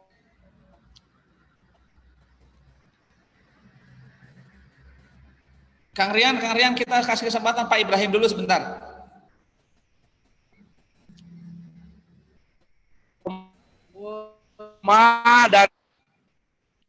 Dan Amin ya Rabbal Alamin. Suara saya kedengar? selalu bisa Assalamualaikum warahmatullahi wabarakatuh. Baik, mohon maaf rekan-rekan karena terkendala di mute aja. Dua-duanya. Nah, karena dua-duanya kendala teknis, kontribusi buat banyak. Jadi kalau ada yang ingin sharing konsultasi, kita mute aja. Baik, mohon maaf karena situasi dan jaringan yang terkendala untuk Kang Ibrahim, mohon maaf tidak bisa dilanjutkan. Kemudian Mas Rian juga terputus-putus. Nanti kita akan bahas lebih lanjut. Nanti Mas Rian bisa share di grup Intani, dan inilah siang diskusi kita pada kesempatan hari kali ini, yaitu pemberdayaan masyarakat berbasis pesantren. Yang notabene pesantren bukan sekedar sebagai tempat ngaji, tapi juga ngaji fikih, tapi juga ngaji sugih, kata Pak Periwarjo. Peran pesantren sebagai tempat pendidikan di dalam Al-Mu'tadi diwujudkan sebagai sektor upaya, ya, upaya meningkatkan kualitas sumber daya manusia pedesaan. Kemudian juga pusat dakwah, bagaimana bisa meningkatkan pemahaman agama dan perilaku hidup beragama. Kemudian yang ketiga adalah bagi pusat pemberdayaan ekonomi masyarakat. Ini diejawantahkan dalam Al-Mu'tadi dalam ekosistem pemberdayaan melalui sektor upaya dan sektor usaha. Sudah terbukti, alhamdulillah berjalan dengan baik, memiliki lebih dari 3.000 anggota atau santri, dari santri tani, santri ternak, dan santri bahari, ya, baik tangkap maupun budidaya. Dan itu juga disupport oleh ekosistem pemberdayaan dengan lembaga penunjang yang sangat lengkap, dari input faktor, pengadaan pupuk, terintegrasi dengan sektor peternakan, hingga sampai kepada lindung hasil, distribusi, dan penjualan. Ya. Di situ sudah lengkap sekali ekosistemnya. Dan alhamdulillah siang ini bisa bercerita, berbagi kisah di Inspirasi Bisnis Intani. Mudah-mudahan bisa menginspirasi kita semuanya. Jangan lupa bagi yang ingin menikmati beras dari ujung genteng, bisa melalui Intani Fresh. Ya, Intani Fresh menyediakan berbagai macam komoditas pertanian dari anggota Insan Tani dan Nelayan Indonesia, yang saat ini outletnya ada di Ruko Grand Depok City, di Depok sini. Baik teman-teman semuanya, terima kasih atas kebersamaannya. Mohon maaf atas segala kekurangan. Selamat buat Mas Rian semuanya atas inspirasinya. Mohon maaf atas segala keterkendalaan teknis pada pagi hari ini. Insya Allah kita berbaiki bersama-sama. Sampai ketemu di Rebo depan. Assalamualaikum warahmatullahi wabarakatuh.